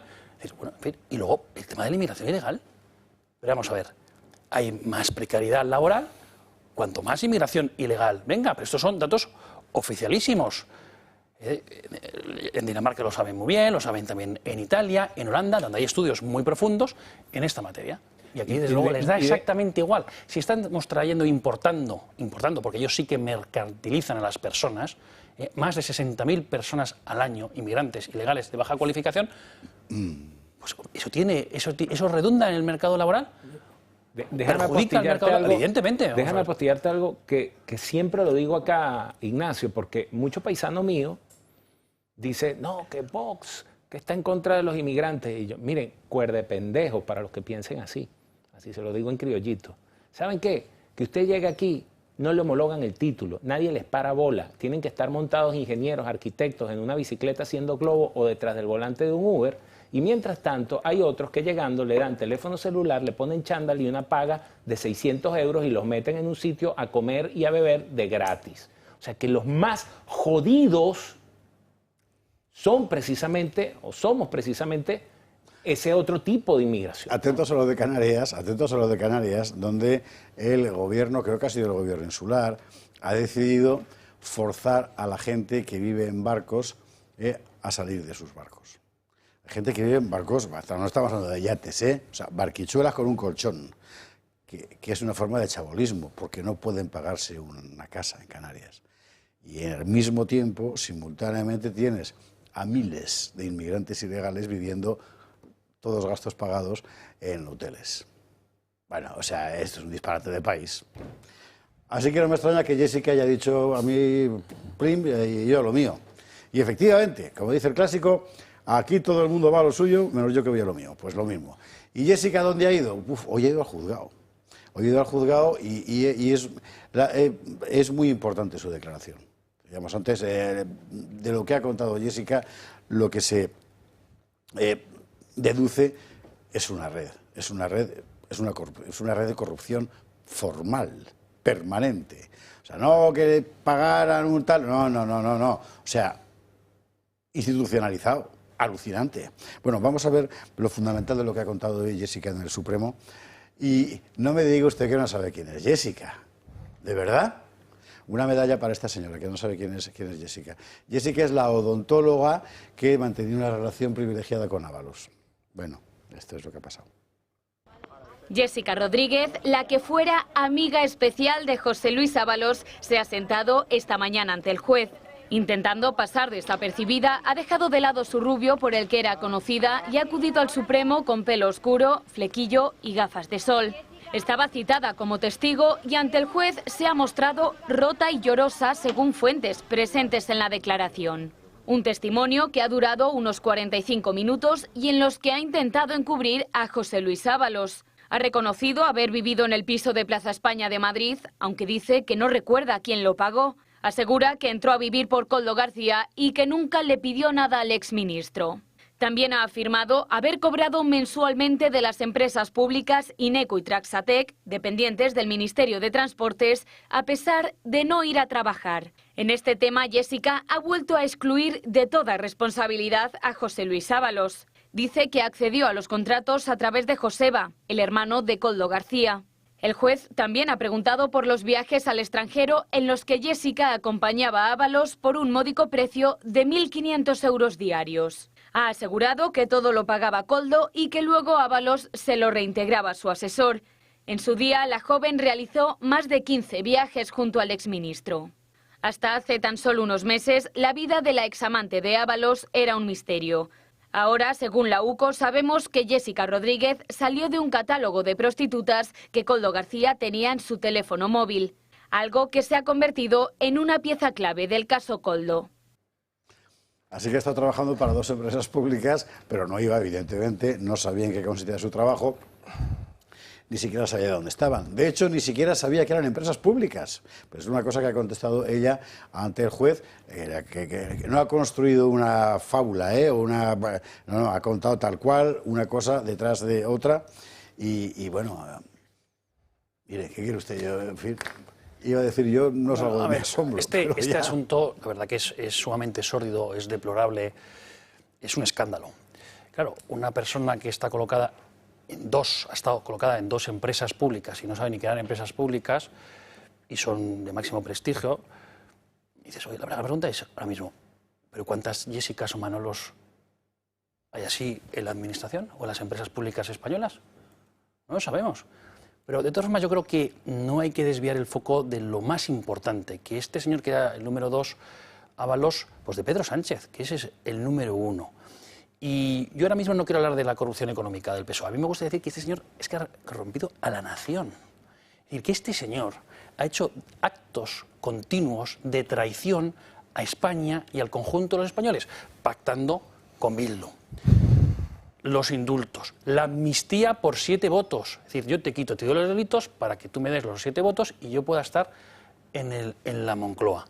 Que ha modificado el Código Penal, edulcorando el delito de malversación de caudales públicos, es decir, de delitos de corrupción económica, y también el de sedición, es decir, el delito por el que fueron condenados los separatistas. Es decir, que a día de hoy la arquitectura jurídica, el ordenamiento jurídico español, está desprovisto de cauces y de tipos penales muy importantes como el de sedición, que fue por el que fueron condenados. Es decir, que si se repitieran los actos punitivos, antijurídicos, inconstitucionales y de flagrante lesión a la unidad nacional, serían de rositas. Serían de rositas. Y esto es lo que ha hecho Pedro Sánchez. Sí, sí. Entonces, yo me parece muy importante hablar de Jessica, de Ábalos, de la corrupción de toda esta gentuza.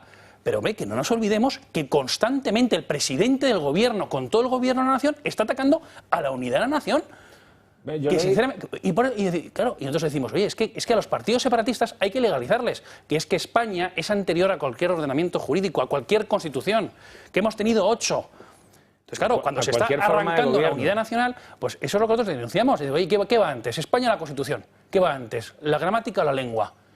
Oye, pues España, desde luego, es muy anterior a la Constitución. Por lo tanto, todo acto flagrante contra la unidad nacional. Y eso es lo que está haciendo constantemente. Si esta misma semana lo hemos vuelto a ver, el saqueo de los separatistas a todos los españoles. Y aquí no pasa absolutamente nada. Y eso no es corrupción económica. Pero tú dices algo tan coherente como que va primero la gramática o la lengua y ellos te responderán que fue primero la gallina o el huevo. y yo lo he dicho aquí en otras oportunidades. Miren, a ver si se dejan eso de retórica de es que nos estamos pareciendo a Venezuela. A ver si se lo toman en serio.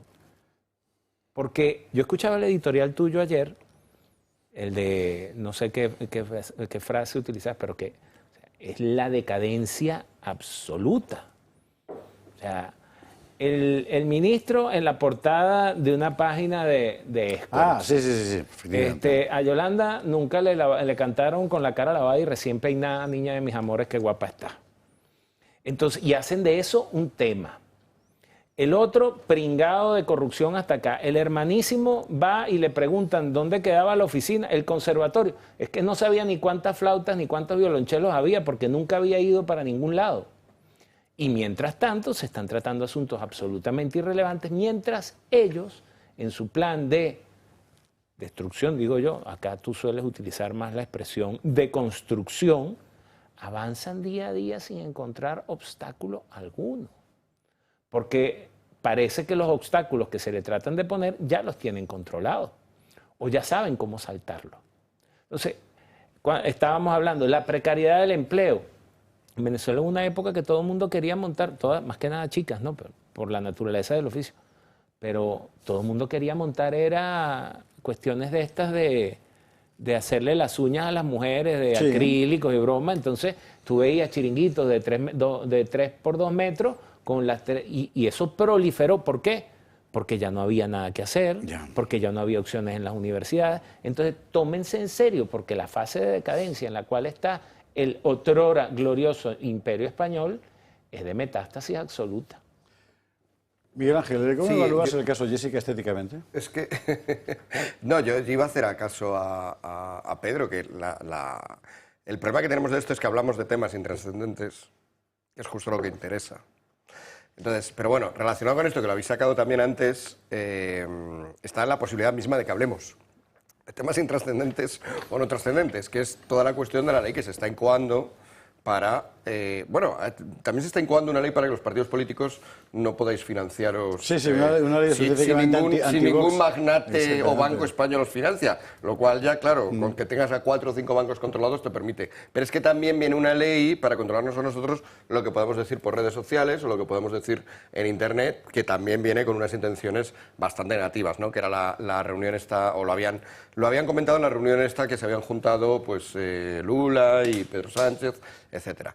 Entonces, bueno, pues claro, por un lado está muy bien que podamos hablar de estos temas, por otro lado ya hasta nos quieren prohibir la posibilidad de hablar, por otro lado, pues lo que decíamos antes, ¿no? Llevamos 20 años con un problema grave, ya sí, a ojo de buen cubero, que es el de no haber crecido apenas nada y el de, por lo tanto, transformar las vidas de todos los demás. Yo no sé si es una especie de confianza excesiva, pero yo me fiaría de que ese otro nos queda... los dos bastiones que nos quedan contra el gobierno son, uno, la prensa y la libertad de expresión cada vez más arrinconada y la justicia también cada vez más arrinconada. Yo esto confiaría más en la justicia, en todas estas cuestiones de el hermanísimo, Jessica, Ábalos, me fiaría realmente de la justicia, porque es que ya no sé qué decir de Ábalos y de Jessica, la cual...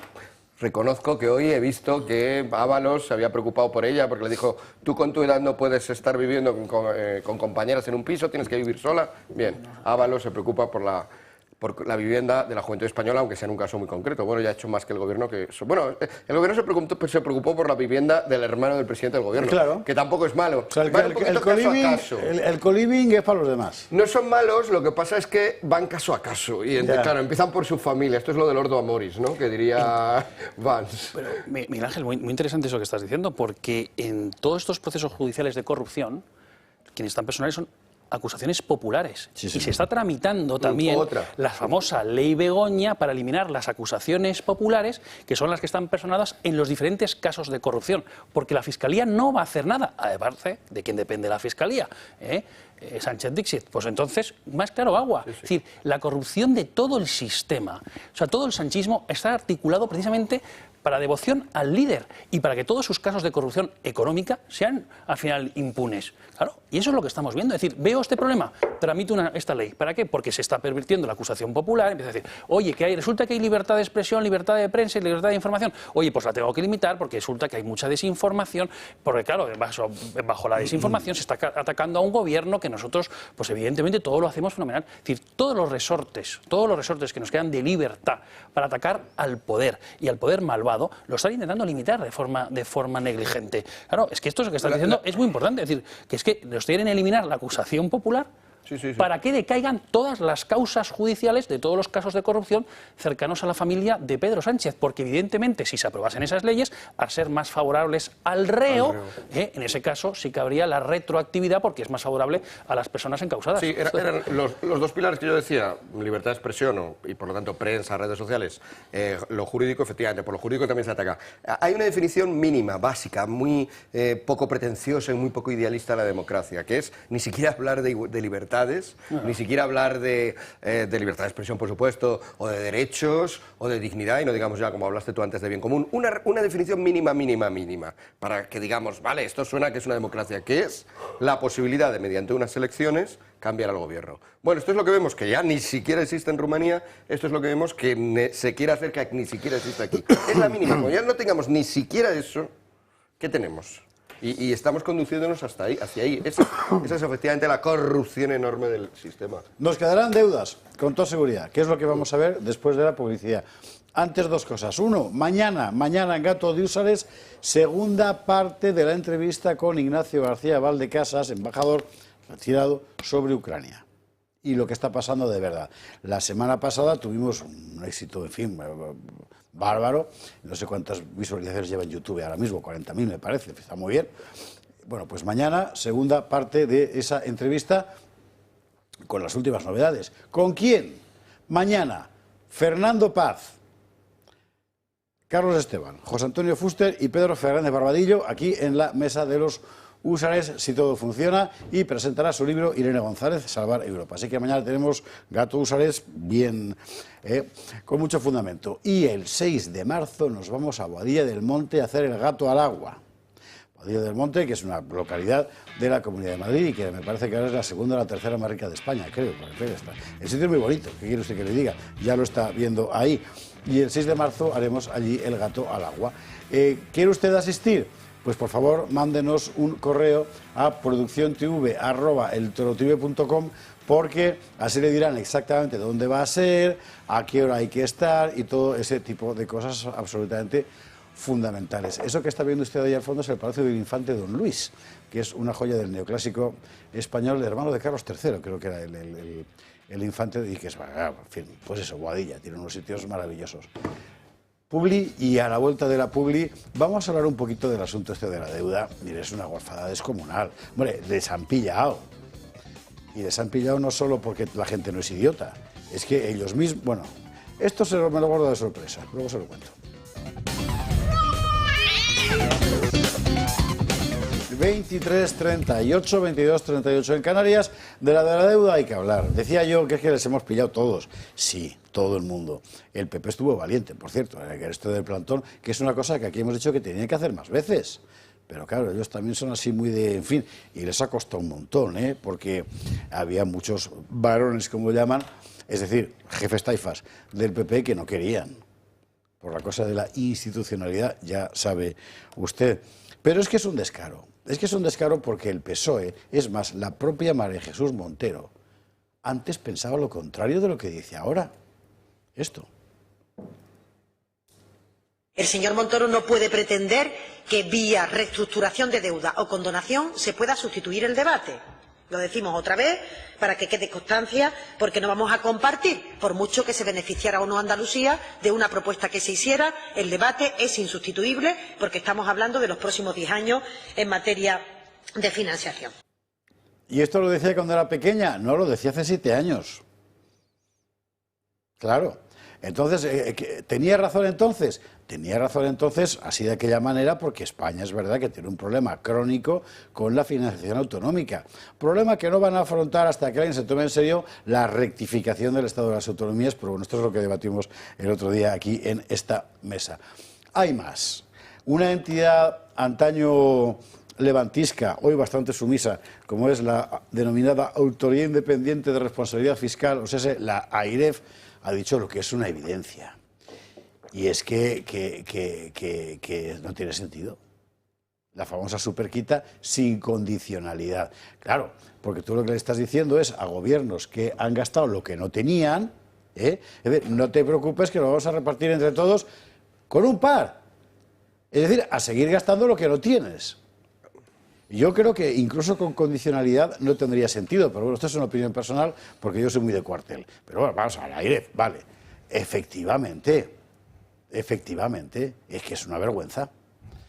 Bueno, como usted ya me ha oído hablar mucho del asunto este, yo mejor escuchamos a Ignacio Doces, Miguel Ángel Quintana Paz y Pedro Luis Pedrosa. Bueno, ha sido muy generoso antes, la verdad, con la ministra, porque ha dicho que pensaba otra cosa. Yo creo que decía otra cosa. Quizás también por imposición, es decir, ¿no? Porque pensar, la verdad, yo creo que poco esta señora. Esto llega, entiendo lo que quieres decir. Vale, con la bien, condonación vale. de la deuda, ¿esto por qué llega? Bueno, porque se lo exige Esquerra Republicana. Hemos empezado a hablar de ese asunto por eso. Ahora Junts dice que no solamente 13.000 millones, sino toda la deuda con el FLA. Y el Partido Socialista dice, bueno, vamos a entrar en campaña, vamos a ofrecer esta misma cuestión a otras comunidades autónomas dirigidas por el Partido Popular. Una verdadera trampa. ¿Aquí qué es lo que se ve? Bueno, pues que el fraude de las comunidades autónomas, de la organización territorial del Estado del sistema de 1978. Porque claro, es que ha generado privilegios económicos y fiscales para determinados gobiernos, hay diferentes derechos y obligaciones según el territorio en el que vivas, hay un dispendio total y absoluto y encima atacando a la unidad nacional, como pasa en Cataluña. Es decir, al final ese dispendio, ese malgasto constante del dinero público, cuando no llamarlo malversación, que han sido condenados estos señores por malversación de caudales públicos, viene porque también TV3 atacan a la unidad nacional, regan con dinero público a diferentes lobbies que atacan al conjunto de los españoles. Claro, entonces, después de todo eso, ahora yo digo, voy a socializar esa deuda en el conjunto de los españoles y al final todos los españoles pagamos la deuda de las distintas comunidades autónomas en vez de gastárselo en lo que tienen que gastar, que es en educación, en sanidad, en infraestructuras. Es el fraude del Estado autonómico, que es que está calculado el malgasto del dinero público, según el Instituto de Estudios Económicos, en 60.000 millones de euros al año. 60.000 millones de euros al año. Las pensiones en España son de 200.000 millones de euros al año. ¿Cuánto podríamos hacer con todo ese dinero? Claro, y es el saqueo constante de los separatistas al gobierno de la nación, asumido por Pedro Sánchez, y que luego dice, quiero entrar en campaña, por ejemplo, en regiones como Andalucía, en Valencia y en Madrid. Que ahora está también muy empeñado en las próximas elecciones regionales en Madrid. Bueno, eso como primer apunte y primer análisis. Que sepa usted de todas formas que en Juntos por el Mal ya han dicho que ellos no, que es eso de que todo el mundo vaya a pagar igual. Café para todos, ¿no? No, ellos menos. Es una cosa, en fin, alucinante. Sí, no, en el fondo en realidad esta declaración de la autoridad tributaria, es la autoridad... AIREF. No, de responsabilidad fiscal, sí. La responsabilidad fiscal. Creo que deja bastante claro todo lo que decías, ¿no? Es decir, que estas medidas pues fomentan la desunión, fomentan la irresponsabilidad, fomentan, claro, pero al final lo peor de todo es otro elemento añadido, y es que haya alguien llamado gobierno que arbitrariamente, es decir, de nuevo autoritariamente, es decir, de nuevo yendo hacia un sistema que no se parece nada a la democracia, pues diga, pues tú ahora solo, pues ahora me habéis caído bien los demás, pues unos cuantos más, pero vosotros luego si me hacéis no sé qué favor, venga, pues también, o sea, todo según un criterio de quien tiene las perras, por así decirlo, y las va repartiendo con una absoluta frivolidad de cara a los demás, en realidad con un absoluto interés propio de tener dominado todo el sistema. De hecho, hay que decir que esta es una de las pocas ventajas que tiene el sistema autonómico, que reparte el poder.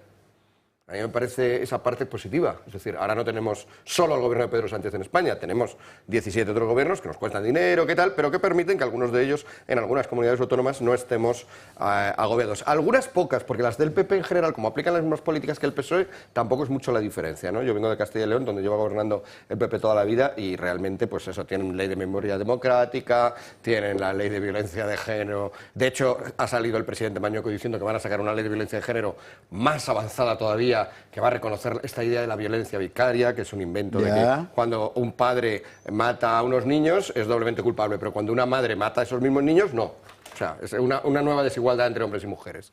Bueno, pues, pero al menos hay una especie de, habría ahí una especie de principio federativo, de principio de reparto de poderes. Esto en Estados Unidos les gusta mucho, ¿no? Que ningún gobierno tenga el poder absoluto, que podría ser positivo. Pero claro, si al final el dinero de todos ellos depende solamente de uno y ese uno aplica estos criterios arbitrarios, ni siquiera ese valor es positivo. Es una pena que la Constitución fuera tan laxa o tan ambigua o tan mal hecha, al final, porque una cosa laxa y ambigua al final no parece muy bien hecha como para permitir esto. O sea, como para no dejar fijada que en esto estaba una de las cuestiones fundamentales que nos permiten tener democracia. Y no... Bueno, aquí hay algo más, creo yo que podríamos ir un poco más si nos planteamos que el sistema ya colapsó y que no tiene remedio. Y entonces cuando eso sucede, pues habrá que buscarse otra cosa. El problema es que en el momento que estamos, esa otra cosa puede ser aún peor que... Cuando eligieron a Chávez en Venezuela teníamos la sensación de que nada podía estar peor. Y les digo algo, siempre puedes estar peor. Que estoy 10 metros bajo el agua en una fosa llena de arena que no puedo salir. Bueno, todavía te puede caer una lápida de mármol encima y luego hundirse un barco encima de esa lápida y vas a estar aún peor. Pero la verdad es que el sistema no sirve y desde el sistema derivado de la Constitución del 78, que establece el Estado de las autonomías, es de hecho un sistema federalista. Y entonces el problema que yo me planteo, que tal vez esa parte no ha llegado, es desde el principio ese federalismo dentro del Reino de España era asimétrico como proponía Pérez Rubalcaba, o en qué momento se fue deformando hasta el punto en que cada quien terminó haciendo lo que le da la gana, porque si vamos a tener, en Venezuela le llamamos estados, en Estados Unidos también, comunidades autónomas, aquí en España debería haber unas claras competencias muy bien definidas, otorgadas o que son de absoluta competencia de esa comunidad autónoma o de ese estado, y otras competencias muy bien definidas que corresponden al Estado. Pedrosa, y cuando digo Estado es porque es el nombre que le dan al Estado de la Florida, no por lo que dice los separatistas catalanes, que se refieren al Estado español, como si ellos fuesen otra vaina, ¿no? Como si ellos estuviesen fuera de otra cosa. Pedrosa quiere plantear el debate autonómico en esta mesa a las 23:47 de la noche. Es un temerario. Pero tenemos un perfecto ejemplo de cómo lo ha funcionado la Comunidad Valenciana con el asunto de la Dana. Es el perfecto ejemplo. Y ahora Mazón está, decías una lápida de mármol, ¿no? Ahora se va a hundir un barco sobre la lápida de mármol. Estamos en eso, lo de Mazón, en fin, muy malamente. Es una situación insostenible. Esto me lo ha hecho todo mal desde el principio. Aquí le dimos el primer día un consejo, que no siguió, evidentemente, seguramente porque no nos ve. Él estará viendo a los suyos, claro. Bueno, ¿ahora cómo estamos? Pues francamente mal, ¿sabe usted? Porque lo que pasó en Valencia, la catástrofe que aquí hemos seguido y que vamos a seguir, por cierto, que tenemos más invitados, la semana que viene, más gente, ¿verdad? Es un perfecto ejemplo de un Estado que no funciona, empezando por la Administración General del Estado, o sea, el Gobierno de la Nación, que tenía no la posibilidad, no la facultad, la obligación de actuar y no lo hizo.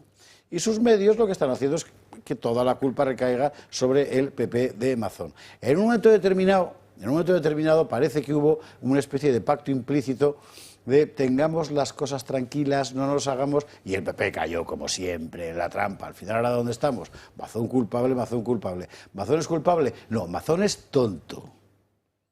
Culpable no, pero en fin, la cosa está así. Carlos Mazón vuelve a ser abucheado.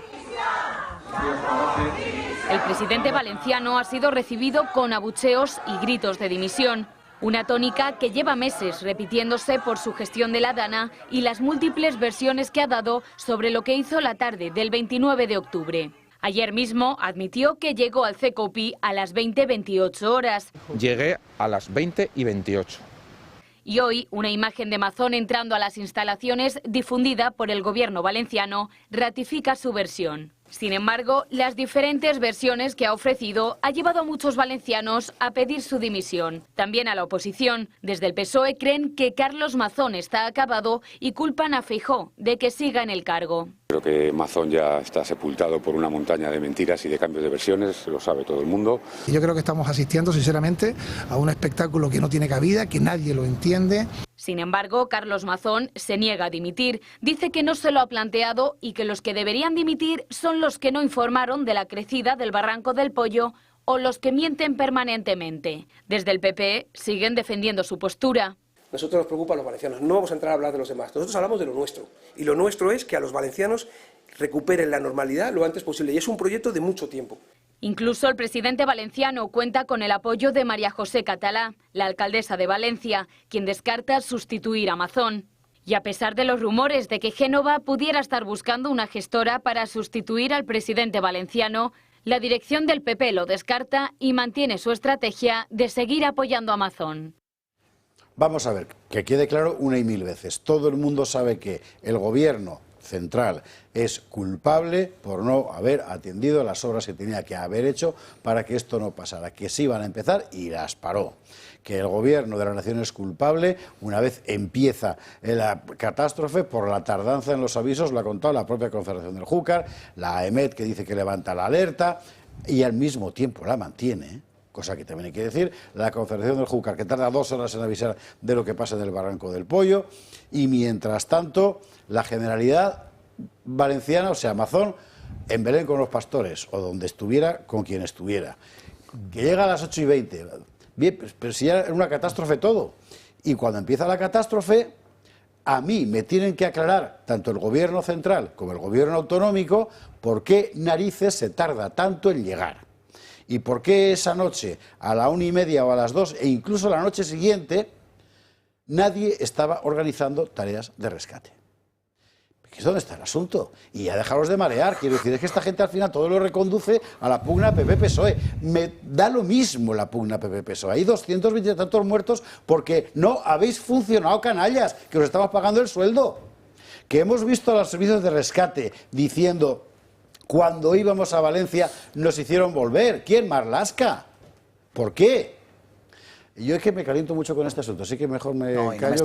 Y no me extraña, porque la verdad que todo el entorno de la catástrofe natural es consecuencia de un cúmulo también de desastres previos, durante y posteriores, incluso hoy mismo también, porque todavía no hay autocrítica por ninguna de las diferentes administraciones para que esto no vuelva a ocurrir. Es decir, ¿qué instrumentos vamos a adoptar para que esto no vuelva a ocurrir en el caso de que haya una catástrofe natural? Es decir, no hay esa autocrítica por ninguno de los diferentes gobiernos, ni regionales, ni por supuesto el gobierno de la nación, que nunca hace nada mal, que todo es culpa siempre de los demás, como dice Pedro Sánchez. En primer lugar, antes, limpieza de ríos y cauces, fanatismo climático atroz, no se construyen obras hidráulicas.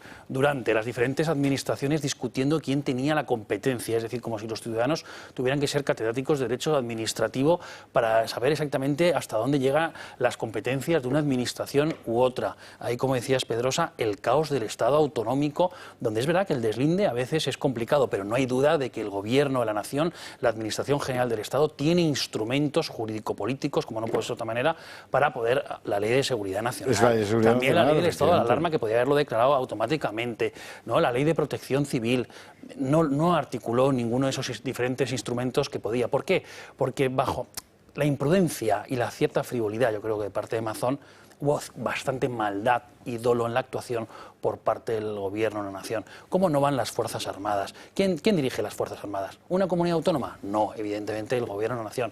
A las fuerzas y cuerpos de seguridad del Estado, ¿quién las dirige? Evidentemente tal. Y luego además luego la fase posterior, las ayudas, tarde y mal, y luego que no se hace autocrítica. Pero ¿cómo? Vamos a ver, ¿qué plan nacional hay si vuelve a ocurrir esto? Si mañana ocurre en Murcia, en Extremadura, por desgracia, otra vez en la Comunidad Valenciana. ¿Qué sucede? O sea, ¿qué instrumento? No, esto es una competencia autonómica. Es decir, el Gobierno de la Nación no tiene nada que decir al respecto. Es decir, ante una catástrofe nacional, el Gobierno de la Nación no tiene nada que decir y se van de rositas.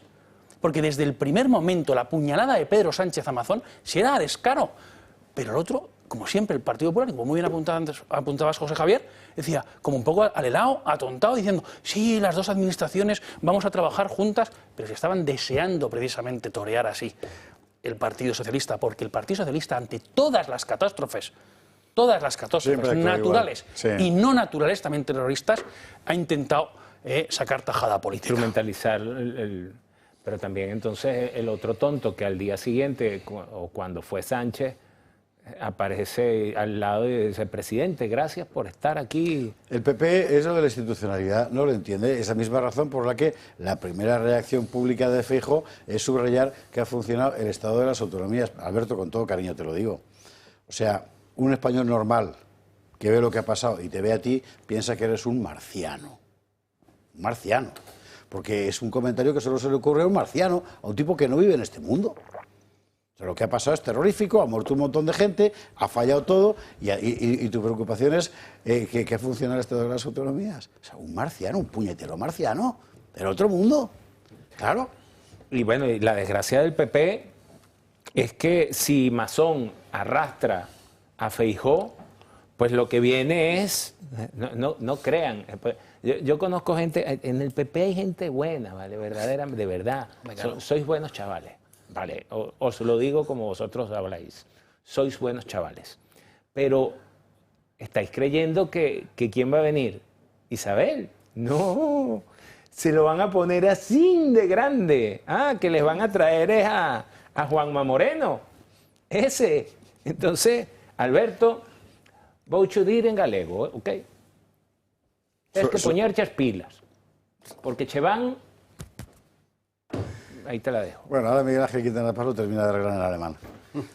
Naya, no va a ser. No, pero yo creo que Feijóo el alemán no lo va a entender. Lo controla. Bueno, pues solo por eso, si no, ahora ha soltado un discurso. A ver, a mí me ha resultado muy curioso, conecta con lo que venimos comentando, ¿no? Como un mal diseño institucional que parece una cosa muy abstracta, muy de leguleyos o muy de especialistas, en realidad repercute en gente pasándolo fatal después de una tragedia. Esta vinculación, si las competencias estuvieran atribuidas, que no dudo de que lo estén, pero que estuvieran atribuidas de una manera clara, claro, porque si tenemos, lo que tú decías, si tenemos que llamar a 18 juristas para que nos digan a cuál corresponde, y además de esos 18, 10 piensan una cosa, 7 otra y el otro se abstiene, obviamente la cosa no es funcional. Competencias claramente definidas, vuelvo a lo mismo, ya que hay Estado autonómico, bueno, pues esa podría ser una ventaja si se hubiera hecho bien, lo que pasa es que como se ha hecho fatal ni siquiera sirve para eso. Entonces, ¿que estamos hablando de cultura? Hombre, pues parece, yo creo que el Estado tiene algo que ver. ¿Que estamos hablando de, no sé, pues de alumbrado? Pues parece que el Ayuntamiento tiene algo que ver. Que todo el mundo tuviera claro cada cosa, qué administración es la que se encarga de eso. Y por lo tanto, cuando eso no funciona, volvemos al principio básico de la democracia. Quitar al que hace que no funcione. Lo mínimo, ni derechos, ni dignidad, ni tal. Lo mínimo, poder quitar. Pero claro, si yo veo que algo no funciona y no sé quién es el responsable y solo me llega el que tenga el altavoz más gordo, que es lo que obviamente al final acaba beneficiando al gobierno, claro, el gobierno está muy cómodo porque al final todo va a funcionar según la hegemonía que tienes mediática, según la hegemonía mental. Y desde tus altavoces se está diciendo, no, el culpable es el otro, el culpable es otro. ¿Qué vemos? Pues que al final todas las culpas caen sobre Mazón, que en este caso obviamente tampoco es inocente, pero no es el varón de Dolores que lleva sobre sí todas las cargas de todo lo que pasó, tampoco, claro. Bueno, pues entonces conecta con lo que decíamos antes, vaya. Pero si el Partido Socialista está todo el día cacareando el tema del cambio climático, ¿por qué no adopta medidas para que esto no vuelva a ocurrir? Es decir, si están diciendo que como consecuencia del cambio climático vamos a tener más catástrofes naturales, ¿por qué no hay un plan ya establecido? Porque tendrían que construir la presa que habían aprobado y no la hicieron. Porque les da igual. Señores, adiós. Les da exactamente igual. El curcubito el churumbito. Don Miguel Ángel Quintana Paz, don Pedro Luis Pedrosa, don Ignacio Doces. Mil gracias a los tres. Mañana, recuerde usted, Gato de Usas, Gato de Viernes, Fernando Paz José Antonio Fuster, Carlos Esteban, Barbadillo, Ignacio García Valdecasas, Irene González, de todo, mañana aquí.